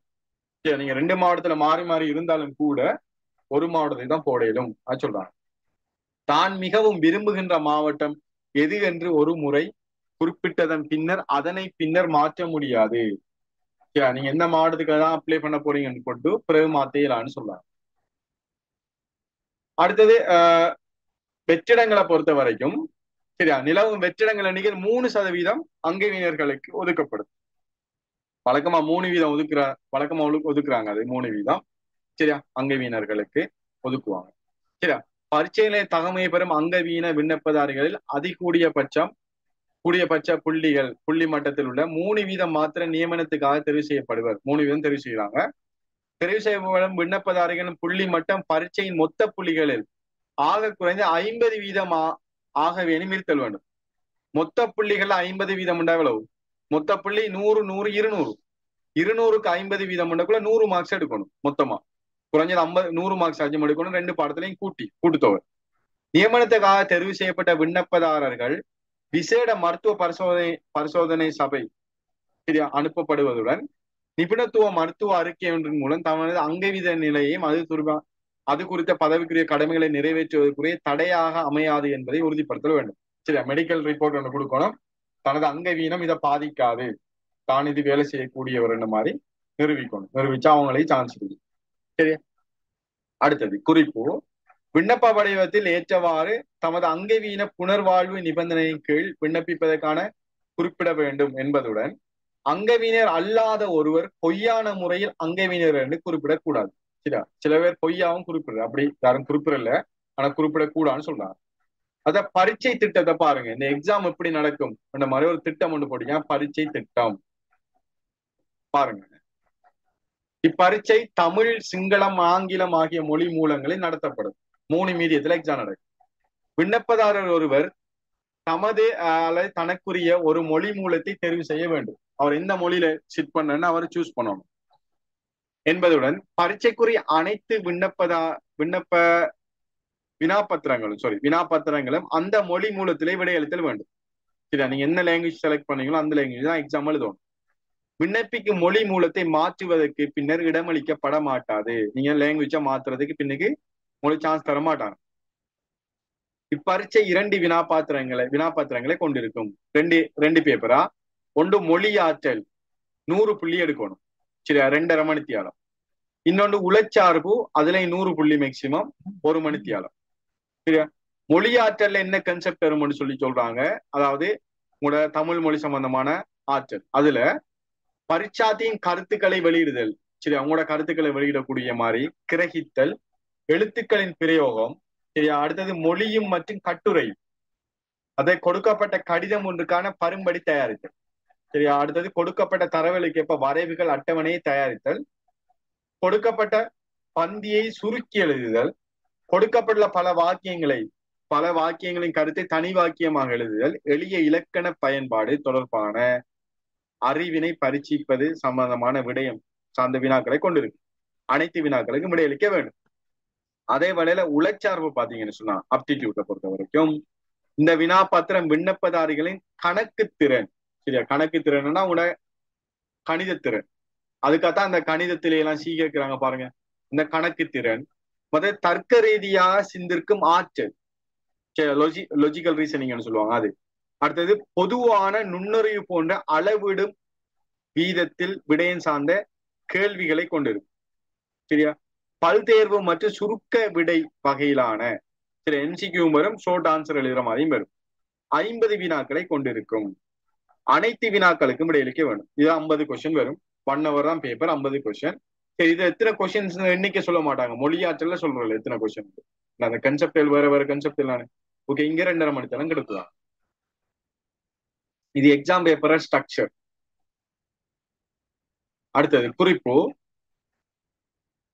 கடமை நோக்கங்களுக்கான விண்ணப்பதாரிகளின் தகமைகளையும் ஆற்றல்களையும் சோதிக்கக்கூடிய வகையில் இந்த வினாபாத்திரம் தயாரிக்கப்படும். அதாவது சில குறிப்பு, சில விஷயங்கள் சொல்லுவாங்க. அடுத்தது எழுத்து மூலமான ஒவ்வொரு விடைப்பத்திரம் தொடர்பிலும் தெளிவற்ற கையெழுத்துக்கும் சொற்களின் எழுத்து பிழைகளுக்கும் புள்ளி குறைக்கப்படும். முக்கியமான விஷயம், நீங்களோட கையெழுத்து, நீங்க எழுதுற எழுத்து ஹேண்ட் ரைட்டிங் தெளிவில்லாம இருந்தா, மற்றது எழுத்து பிழையாவெல்லாம் எழுதினீங்கன்னு சொன்னா அதுக்கு புள்ளிகள் குறைப்பாங்க. இந்த விஷயத்தை நீங்க கட்டாயம் பார்க்கணும். சரியா? ஓகே.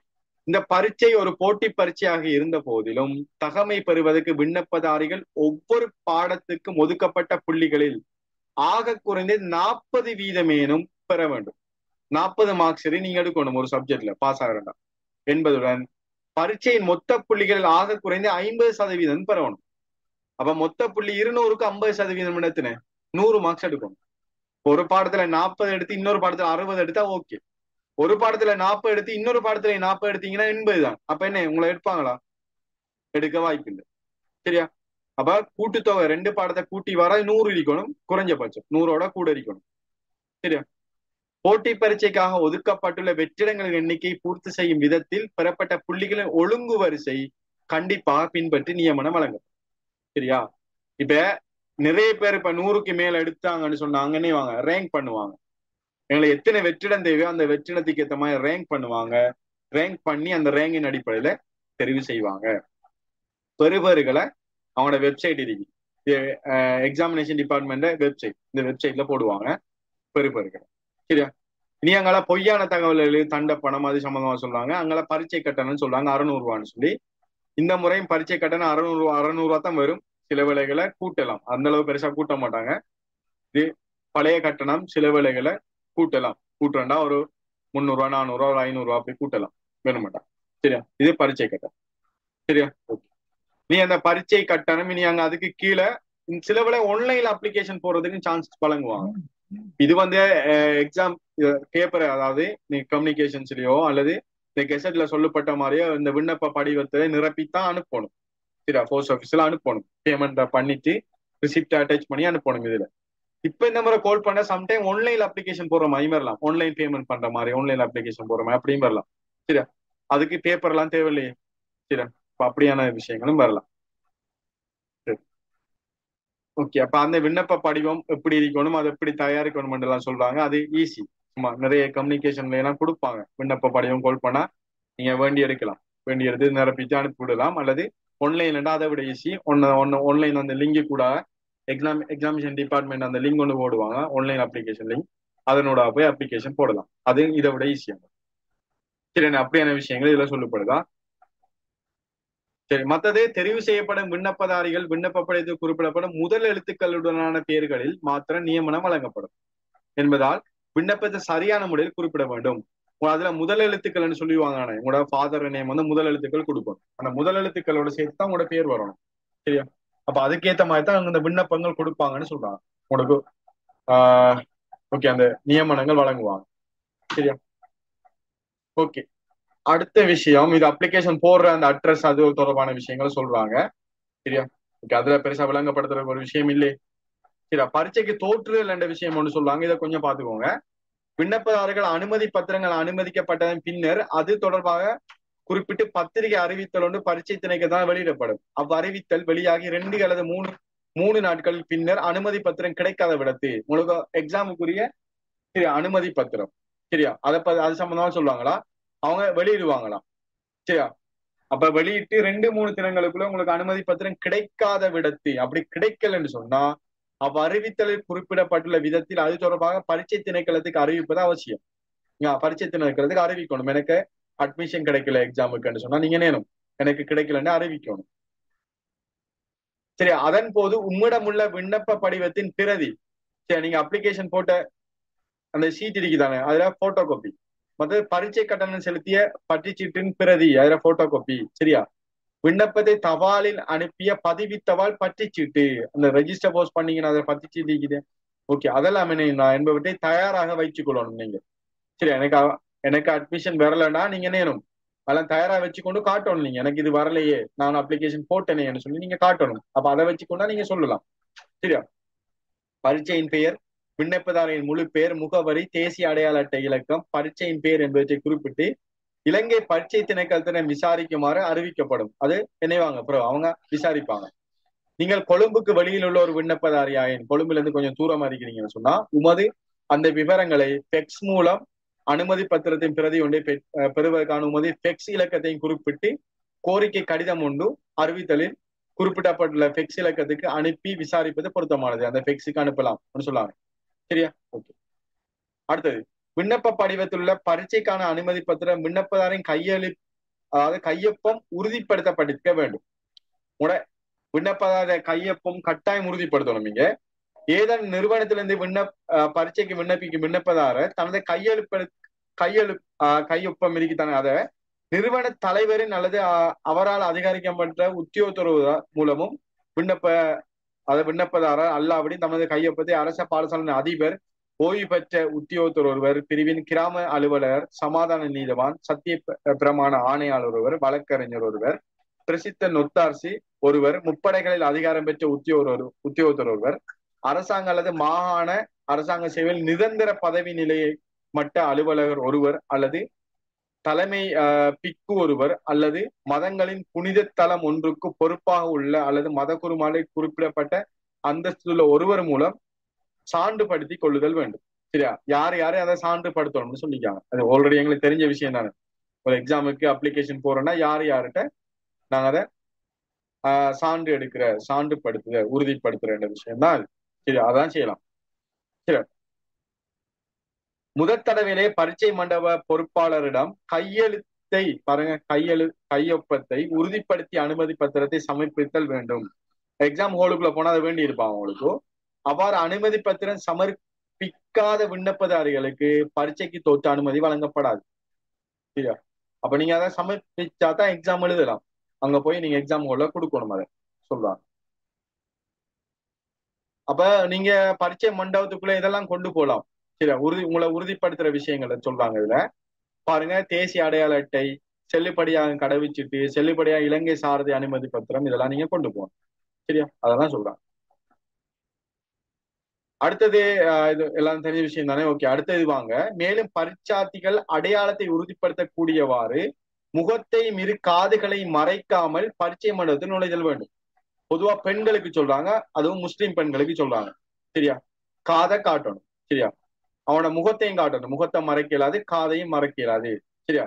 நுழைதல் வேண்டும். மேலும் அடையாளத்தை உறுதிப்படுத்துவதை நிராகரிக்கும் விண்ணப்பதாரர்கள் பரீட்சை மண்டபத்தில் அனுமதிக்கப்பட மாட்டாங்க. நாங்க முகத்தை காட்ட மாட்டோம் அல்லது காதை காட்ட மாட்டோம்னு சொல்றார்கள் என்னையலாம் எக்ஸாம் எழுத விட மாட்டாங்க. சரி, அது பொதுவான ப்ரொசீஜர். மேலும் பரீட்சை மண்டபத்தில் நுழைந்த நேரத்திலிருந்து பரீட்சை முடிவடைந்து அதிலிருந்து வெளியேறும் வரையில் பரீட்சை அதிகாரிகளால் விண்ணப்பதாரியை அடையாளம் காணக்கூடிய விதத்தில் முகத்தை இரு காதுகளை மறைக்காமல் இருத்தல் வேண்டும். எக்ஸாம் முடிகிற வரைக்கும் முகம் காதெல்லாம் மறைக்காம தான் இருக்கணும் சொல்றாங்க.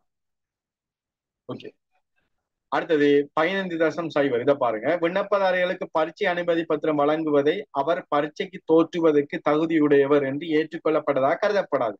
இதான் முக்கியமான பாயிண்ட். உங்களுக்கு எக்ஸாமுக்கு அட்மிஷன் வந்துச்சுன்னு சொன்னா நீங்க உங்களோட தகமை ஓகே என்ற விஷயம் இல்ல. அதான் சொல்றாங்க பாருங்க. அவர் பரீட்சைக்கு தோற்றுவதற்கு தகுதியுடையவர் என்று ஏற்றுக்கொள்ளப்பட கருதப்படாது. ஏற்றுக்கொள்ள கொண்டதாக கருதப்படாது. சரியா? பரீட்சையை நடத்துவது தொடர்பில் பரீட்சை ஆணையாளர் நாயகத்தினால் விதிக்கப்படும் சட்ட திட்டங்களுக்கு பரீட்சார்த்திகள் கட்டுப்படுதல் வேண்டும். அச்சட்ட திட்டங்களை மீறும் இடத்து அவர் பரீட்சை ஆணையாளர் நாயகத்தினால் விதிக்கப்படும் தண்டனைக்கு ஆளாக வேண்டி ஏற்படும். சரியா? ஓகே, அந்த எக்ஸாம் பார்த்தல அப்படி சில ஒஃபென்சியல் செய்யறதால அவங்களுக்கு தண்டனை கிடைக்கலாம். அப்ப இதுல நீங்க உங்களுக்கு தகமை இல்லாட்டி நீங்க அப்ளிகேஷன் போட்டா எக்ஸாம் எழுதலாம்ன்றது தான் இந்த முன்னுக்குள்ள அந்த பாயிண்ட்ல சொல்ல வராங்க. சரியா? அடுத்தது 16.0 இங்க குறிப்பிடாத ஏதேனும் விடயங்கள் இருப்பின், மேலுக்கு குறிப்பிடாத ஏதேனும் விஷயம் இருந்தா அது தொடர்பில் இணைந்த சேவைகள் பணிப்பாளர் நாயகத்தினால் தீர்மானிக்கப்படும். அவங்களோட அந்த இணைந்த சேவைகள் அவங்களால தீர்மானிப்பாங்க. அனைத்து விண்ணப்பதாரையும் இந்த வர்த்தமான பத்திரிகைகள் குறிப்பிடப்பட்டுள்ள பொதுவான பரீட்சை சட்டத்திட்டங்களுக்கு இணங்க செய்யப்படுவதற்கு கடப்பாடையில கொண்டு வராங்க. இதுக்கேற்ற மாதிரி அவங்க இணங்கி செய்யப்படலான மாதிரி சொல்றாங்க. சரியா? இதன் தமிழ், சிங்கள மற்றும் ஆங்கில அறிவித்தல்கள் ஏதேனும் ஒத்திசைவின்மை காணப்படுமாயின், சரியா, வேறுபாடு இருக்குமென்னு சொன்னா அந்த சந்தர்ப்பத்தில் சிங்கள மொழி மூலமான அறிவித்தல் அடிப்படையில் செய்யப்படுதல் வேண்டும். சில வேறுபாடுகள் இருக்குமென்னு சொன்னா அந்த சொற்கள் பிரயோகம், சரியா, சில விஷயங்கள் விளங்காம இருந்தா சிங்கள மொழியில குறிப்பிடறதான் நாங்க பார்க்கணும்னு சொல்றாங்க. சரியா? பொதுவா எல்லாத்துக்கும் அப்படித்தான் சிங்கள மொழியை தான் சொல்லுவாங்க. அது ஒரு சட்டம் அமைச்சிருக்காங்க, அது ரூல்ஸ். சரியா? ஓகே, இங்கால அப்ளிகேஷன் ஃபார்ம் இருக்கு. இது எப்படி அப்ளிகேஷன் ஃபார்ம் என்ற விஷயங்கள். சரி, உங்களுக்கு சில வேலை ஆன்லைன்ல அப்ளிகேஷன் போற மாதிரி வரலாம், இப்படி ஃபார்ம் நிரப்பி போடாமலும் வரலாம். சரியா? இது ஏற்கனவே போட்டாக்களுக்குரிய தானே, உங்களுக்கும் இதுல அப்படியும் வரலாமா? சரி, அப்ப இதுல மாவட்டம், ஒவ்வொரு மாவட்டத்துக்கும் என்னென்ன நம்பர், ஒவ்வொரு மாவட்டத்துல ஒவ்வொரு நகரத்துக்கும் ஒவ்வொரு இலக்கம் அப்படிலாம் கொடுத்துருக்காங்க. சரியா? அப்படியான விஷயங்கள் இதுல சொல்லப்படுது. அதுக்கேற்ற மாதிரி நீங்க சரியா கொடுத்தீங்கன்னா சரி. சரி, இவ்வளவு தான் இந்த கெசட்டா. இங்கெல்லாம் மட்டுப்படுத்தப்பட்ட மேனேஜ்மெண்ட் சர்வீஸ் அது எங்களுக்கு தேவையில்ல. ஓகே, இவ்வளவு தான் இந்த கெசட்டுள்ள உள்ள விஷயங்கள். இதுக்கேற்ற மாதிரி தான் இந்த முறை கெசட் வரும். ஆனா சில மாற்றங்கள் வரலாம், கெசட்ல சில மாற்றங்கள் வர்றதுக்கு வாய்ப்புகள் இருக்கு. சரி, ஓகே, இப்ப நீங்க உங்களோட டவுட்டான விஷயங்கள் மற்ற ஏனைய விஷயங்களை நாங்க டிஸ்கஸ் பண்ணலாம். சார் இப்ப நான் வந்து யூனிவர்சிட்டி படிச்சிட்டு இருக்கேன்.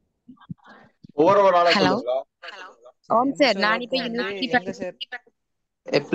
எப்படி சார் ஒர்க் பண்றது, என்ன துறையில சார் அது போடுவாங்க, எந்த ஆபீஸ்ல அப்படின்னு கொஞ்சம் சொல்லலுமா?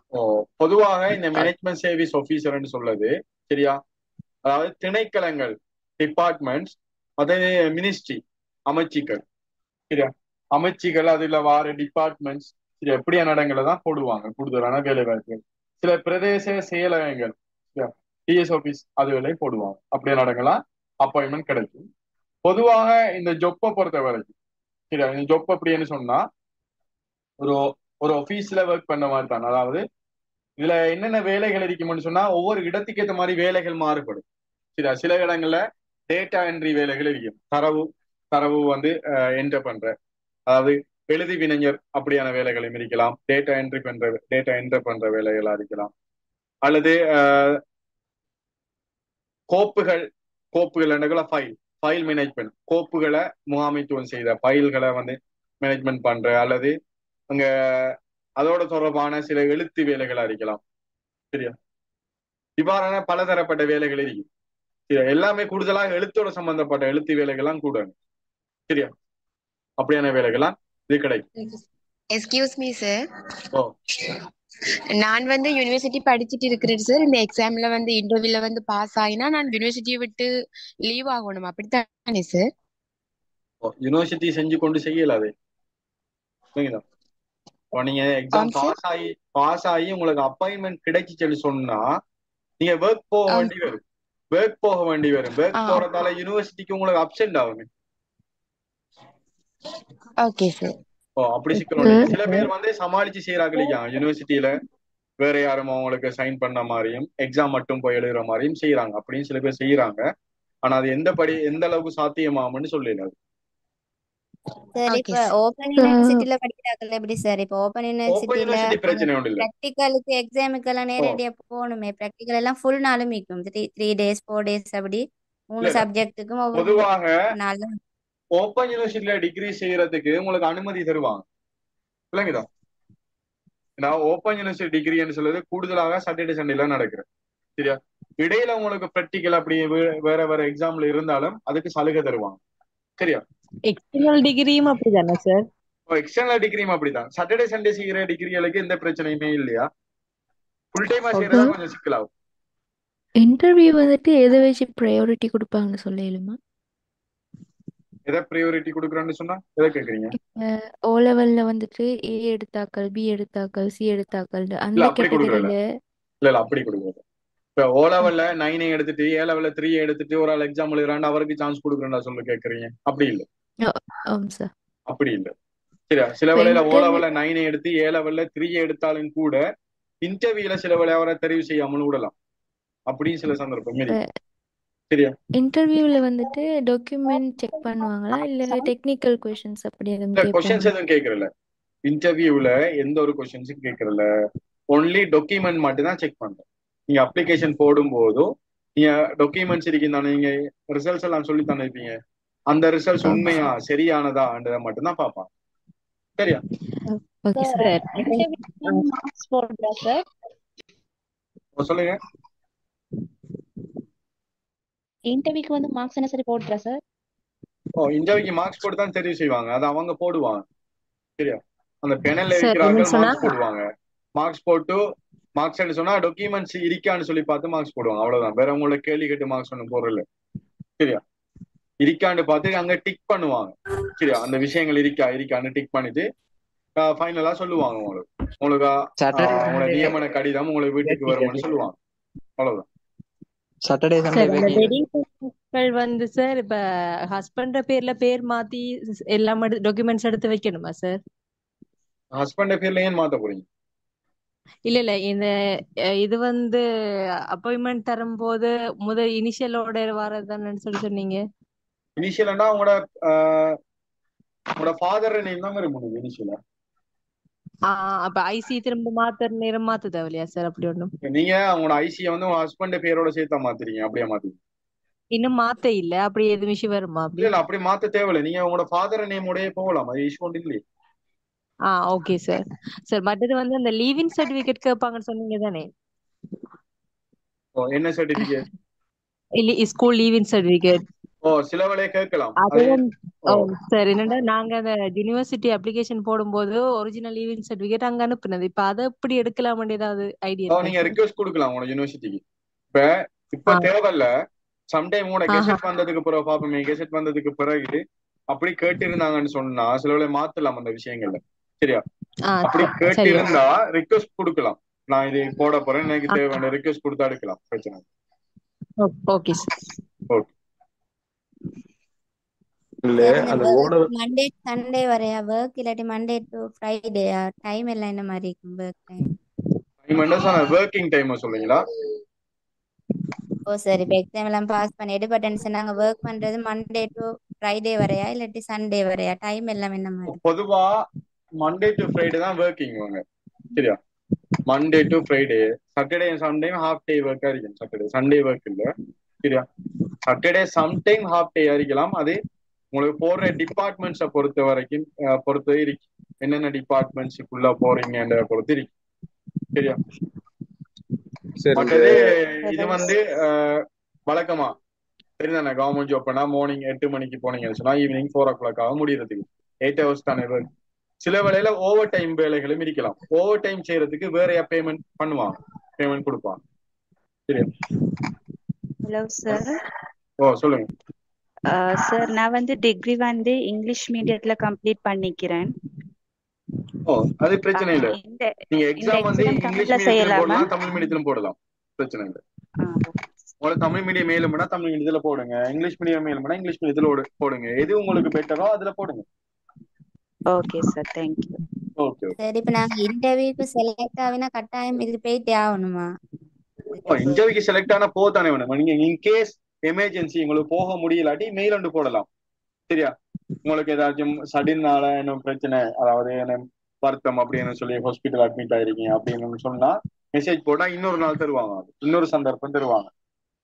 சரியா? இல்ல சார், இப்ப நாங்க ஏதோ இப்போதைக்கு நாங்க 7 முடிச்சல் அப்ளை பண்ணிட்டு இப்ப எக்ஸாம்ல எடுபட்டு சொன்னா அந்த டைம் பார்த்து எங்களுக்கு எங்களோட படிப்பு இஷ்யூவால போகலான்னு சொன்னா அப்படி இன்டர்வியூக்கு போகாம விடணுமா? அப்படின்னா கட்டாயம் போனேன்டா அந்த ஜொப்பு போயிட்டே ஆகணும் அப்படியா? அப்படி இல்லை, நீங்க விருப்பம் நீங்க இன்டர்வியூக்கு போகலாட்டி உங்களுக்கு சான்ஸ் இன்னொரு ஆளு கிடைக்கும், அவ்வளவுதான். உங்களுக்கு எந்த சான்ஸ் இல்லாம போ, அவ்வளவுதான். இன்டர்வியூ போனாலும் அது பிரச்சனை ஆகுதா? நாங்க இன்டர்வியூ போன கட்டாயம் செலக்ட் போகணும் இல்ல தானே? கட்டாயம் போகணுமெண்டு இல்ல, உங்களுக்கு அந்த வேலை வேணுமெண்டா இன்டர்வியூக்கு போங்க, வேலை தேவையில்லாடி போக முடியும், அதை நீங்க வந்து செட் பண்ணுங்க. சரியா? ஒரு ஆள் பேங்க்ல ஒர்க் பண்ணாங்கன்னா பேங்க் சைட்ல வேலை கிடைக்குமாண்டு, பேங்க் செக்டர்ல வேலை கிடைக்குமாண்டு ஷோர் பண்ணிடலாம். ஏன்னா பொதுவாக பேங்க்ஸை பொறுத்த வரைக்கும், சரியா, இப்ப கவர்மெண்ட் பேங்க்ஸ் இருக்குதான், இல்லைன்னு நான் சொல்ல வரல. இந்த முகாமைத்துவ உதவியாளர்ன்னு சொல்றது பேங்க்ஸுக்குள்ள அப்பாயின்மெண்ட் கொடுக்குறல. பேங்கிங் செக்டர் வந்து வேறு, அது தனியா கால் பண்ணுவாங்க. சரியா? இது பொதுவா நிறைய டிபார்ட்மெண்ட்ஸ் இருக்குதானே, மினிஸ்ட்ரி இருக்கு, டிபார்ட்மெண்ட்ஸ் இருக்கு, அதுல நிறைய இன்ஸ்டிடியூட், அதாவது என்ன நிறுவனங்கள், சில நிறைய இது இருக்கு, அரசு நிறுவனங்கள், அதுகள்லாம் வேலை போடுவாங்க. சரியா? பேங்குக்குன்னு தனி செப்பரேட்டா கால் பண்ணுவாங்க, பேங்க்ல போறதில்ல. Excuse me sir. சொல்லுங்க சார், நான் இதில் தான் ஜாயின் ஆகியிருந்தேன் சார். எனக்கு வந்து 1 சிட்டிங்ல எம்எக்ஸ்ல எஸ்ஸும் செகண்ட் சைடில் ஏ பாசஸ் ஏக்கு சார். அதோட நான் NVQ level 5 டிப்ளமா ஒன்றும் கம்ப்ளீட் பண்ணினேன் சார். என்னால அப்ளை பண்ணலுமா சார்? அதாவது நீங்க கணித பாடத்தை சொல்றீங்களா? ஓம் சார். கணித பாடம் மட்டும் நீங்க செகண்ட் சே வந்து மெச்ச மட்டும் எழுதினீங்க, அப்படியா சொல்லுங்க? ஓ சார், நான் மெக்ஸ் மட்டும் செகண்ட் சைஸ் செஞ்சேன். ஆனா இதுல கட்டிக்காங்க ஒரே அமர்வில் கேட்கிறாங்க, ஒரு வார்த்தை பிரிவு ஒரே அமர்வில். நீங்க செகண்ட் சே எழுதினாலும் கணிதம் மட்டும் இல்லாம அதோட சேர்ந்து இணையலும் ஏனைய பாடங்கள் நீங்க எழுதிருக்கணும், 6 பாடம்.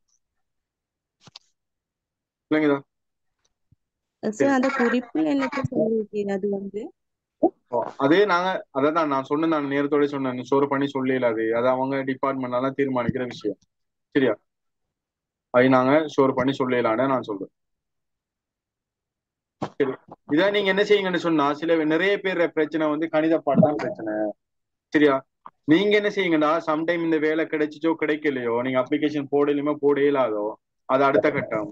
நீங்க என்ன செய்யுங்கன்னா, அடுத்த முறை இந்த O level கால் பண்ணும் போதோ நீங்க 6 பாடம் கட்டாய பாடம் 6 பாடத்துக்கும் போட்டு எக்ஸாம் எழுதுங்க. ஏன்னா நிறைய எக்ஸாம்ல வந்து 1 சிட்டிங் தான் கேட்கிறாங்க, ஒரே அமர்வில் தான் கேட்கிறாங்க. சோ 6 பாடத்துக்கு போட்டு எக்ஸாம் எழுதி 6 பாடத்துலயும் சி குறைஞ்சது சி எடுக்க பாருங்க. சரி, அதுலயும் குறிப்பா கணிதம், தமிழ், ஆங்கிலம், இதே 3ஐயும் நல்லா ஃபோக்கஸ் பண்ணுங்க. மத்த 3 எடுத்தாலும் பிரச்சனை இல்லை. சரியா? அப்ப இப்படி கொஞ்சம் ட்ரை பண்ண பாருங்க. ஏன்னு சொன்னா எந்த ஒரு வேலை வாய்ப்பா இருந்தாலும் இதான் பிரச்சனை. சரியா? ஜிஎஸ்ல நிறைய பேரை ஜிஎஸ் எக்ஸாம்ல வெட்டினாங்க. சரியா? அதனாலதான் 3000 வெற்றிடம் இருக்குன்னு சொல்றதுக்கான காரணம் என்னன்னு சொன்னா, நிறைய பேர் வந்து இதே பிரச்சனையால என்னையா டிஸ்குவாலிஃபைட் ஆனாங்க. இப்ப செகண்ட் லிஸ்ட் வேற வெளியிட்டிருக்காங்க, அதுல எத்தனை பேர் டிஸ்குவாலிஃபைட் ஆகிறாங்களோ தெரியல. சரியா? அப்படி டிஸ்குவாலிஃபைட் நிறைய பேர் ஆகினாங்கன்னா திருப்பி அடுத்த எக்ஸாம் நடத்துவாங்க. சரியா? அப்ப கவர்மெண்ட் சேஞ்ச் பண்ற மாதிரி இல்ல, அந்த சர்க்குலரை நாங்க தான் சேஞ்ச் ஆகணும் அதுக்கேற்ற மாதிரி. சரியா? ஓகே சார், இதுல வந்து பிரைவேட் எடுக்கப்பட்டேன்னு சொன்னா அது பிறகு இந்த ட்ரைனிங் அது கழிக்குதா இல்லாட்டி நேரடியா ஜாபுக்கு அவங்க போடுற மாதிரி? ட்ரைனிங் அண்ட் இல்ல, ஜாப் சம்பந்தமாக உங்களுக்கோ சரியா அது என்ன ஜாப் என்ன எப்படி செய்யறேன்னு சொல்லி சில இதில் நடத்துவாங்க, சில கருத்தரங்கள் நடத்துவாங்க உங்களோடதோ. அதுக்கு பிறகு டைரக்டா நீங்க ஜாப்புக்கு போறதுதான். சரியா?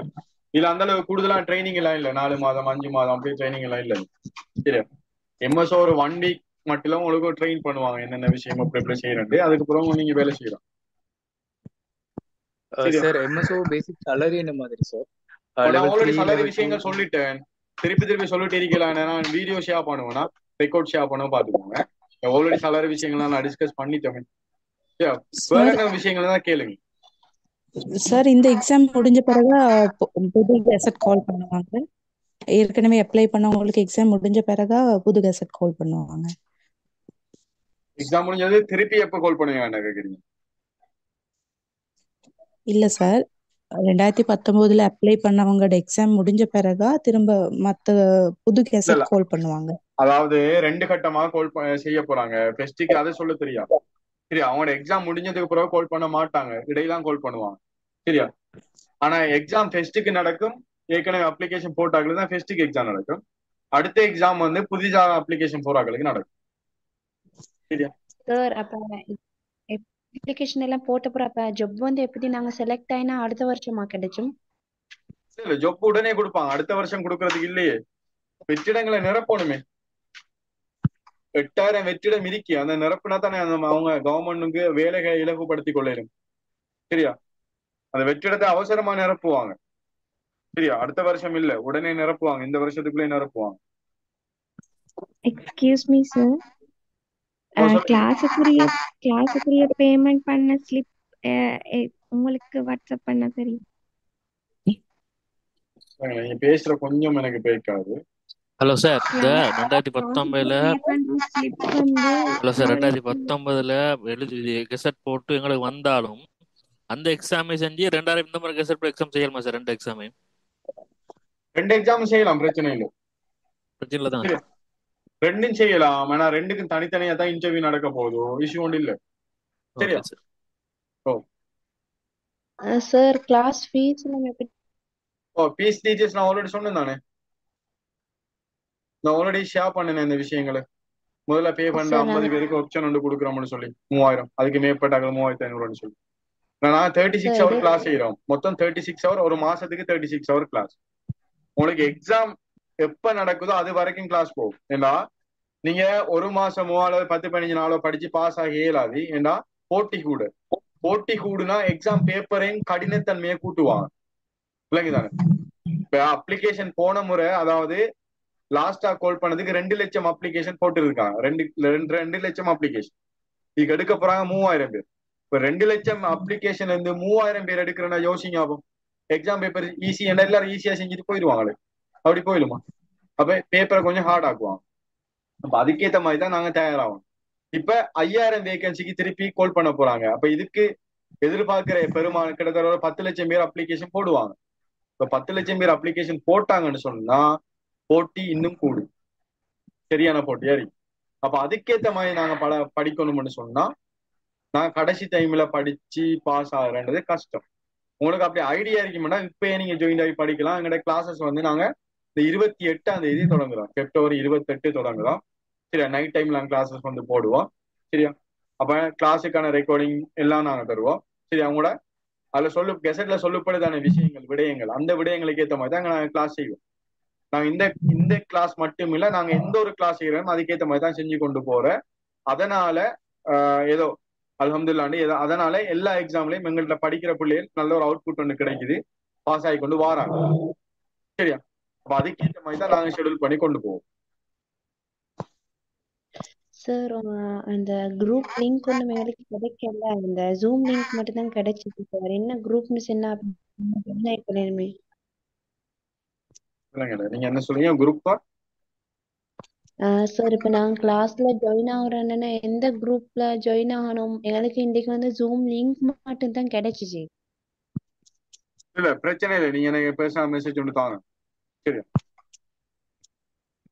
ஓகே, நீங்க எனக்கு மெசேஜ் ஒன்று தாங்க. சரியா? நான் வேணும்னு சொன்னா செக் பாக்ஸ்ல நம்பரை போட்டுருவேன். நீங்க நான் மெசேஜ் ஒன்று தாங்க. சரியா?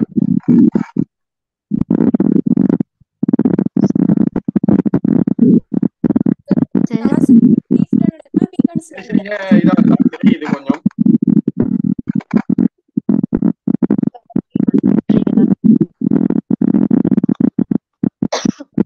சரியா? சில பேரு ஓகே, சில பேர் தனிப்பட்ட ரீதியில சில வேறையான லிங்களை ஷேர் பண்ணி அப்படி இப்படின்னு ஜாயின் ஆகி வந்திருப்பீங்க. ஸோ செட் பாக்ஸ்ல நான் சரியா செட் பாக்ஸ்ல நம்பரை போட்டிருக்கிறேன். செட் பாக்ஸ்ல நம்பரை போட்டிருக்கிறேன். சரியா? அப்படி தேவைன்னா வீக்கே மியூட் பண்ணுங்க. வீக்கே மியூட் பண்ணுங்க. இறையுது நீங்க கதைக்கிற இறையுது. Excuse me sir. ஓ சொல்லுங்க சார், எக்ஸாம் நடந்து எவ்வளவு காலப்பகுதிக்குள்ள சார் இன்டர்வியூ நடக்கும்? எக்ஸாம் அதையும் நாங்க டிசைட் பண்ணல. அது எக்ஸாம் சீக்கிரம் நடத்துவாங்கன்னு சொல்றாங்க. அதை நாங்க டிசைட் பண்ணலையா, அவங்க சொல்லணும். சரியா? Okay sir. ஓகே, இது தொடர்பாக வேற எதுவும் டவுட் நீங்க பர்சனலா கேட்டுக்கோங்க. நான் நம்பருமே போட்டிருக்கேன். சரியானே? ஓகே. கிளாஸ்லயா சார் நடக்கும்? கிளாஸ் விஷயம்லாம் நான் ஆல்ரெடி சொல்லிட்டேனே. நான் ரெக்கார்ட் ஷேர் பண்ண ரெக்கார்டிங்க பாருங்க. சரியா? ரெக்கார்டிங்க பாருங்க. வேற டவுட்னா என்ன கேளுங்க. பிரச்சனை இல்லை. டவுட் இல்லைன்னா கேளுங்க. சரியா? ஓகே. அப்போ நாங்கள் இதோட செஷனை நான் முடிச்சுக்கொள்ளும். எங்களோட கிளாஸஸ் வந்து பிப்ரவரி 28 நாங்கள் தொடங்குவோம். சரியா? அப்போ விரும்பினாக்கள் எங்களோட கிளாஸஸ்ல நீங்க ஜாயின் பண்ணிக்கொள்ளலாம். கிளாஸஸ் எல்லாமே நான் ஜூம்ல தான் கண்டக்ட் பண்றோம். கிளாஸ் ரெக்கார்டிங் ஷேர் பண்ணுவோம். சரியா? விரும்பினாக்கள் ஜாயின் பண்ணிக்கொள்ள இயலுமா? ஓகே, சரி. வேற டவுட்ஸ் இருந்தால் என்ன பர்சனலாக கேட்டுக்கோங்க. சரியா? நான் அவங்கள சொல்லுவேன். சரி, okay. Thank you. Good night. Thank you sir. Thank you sir.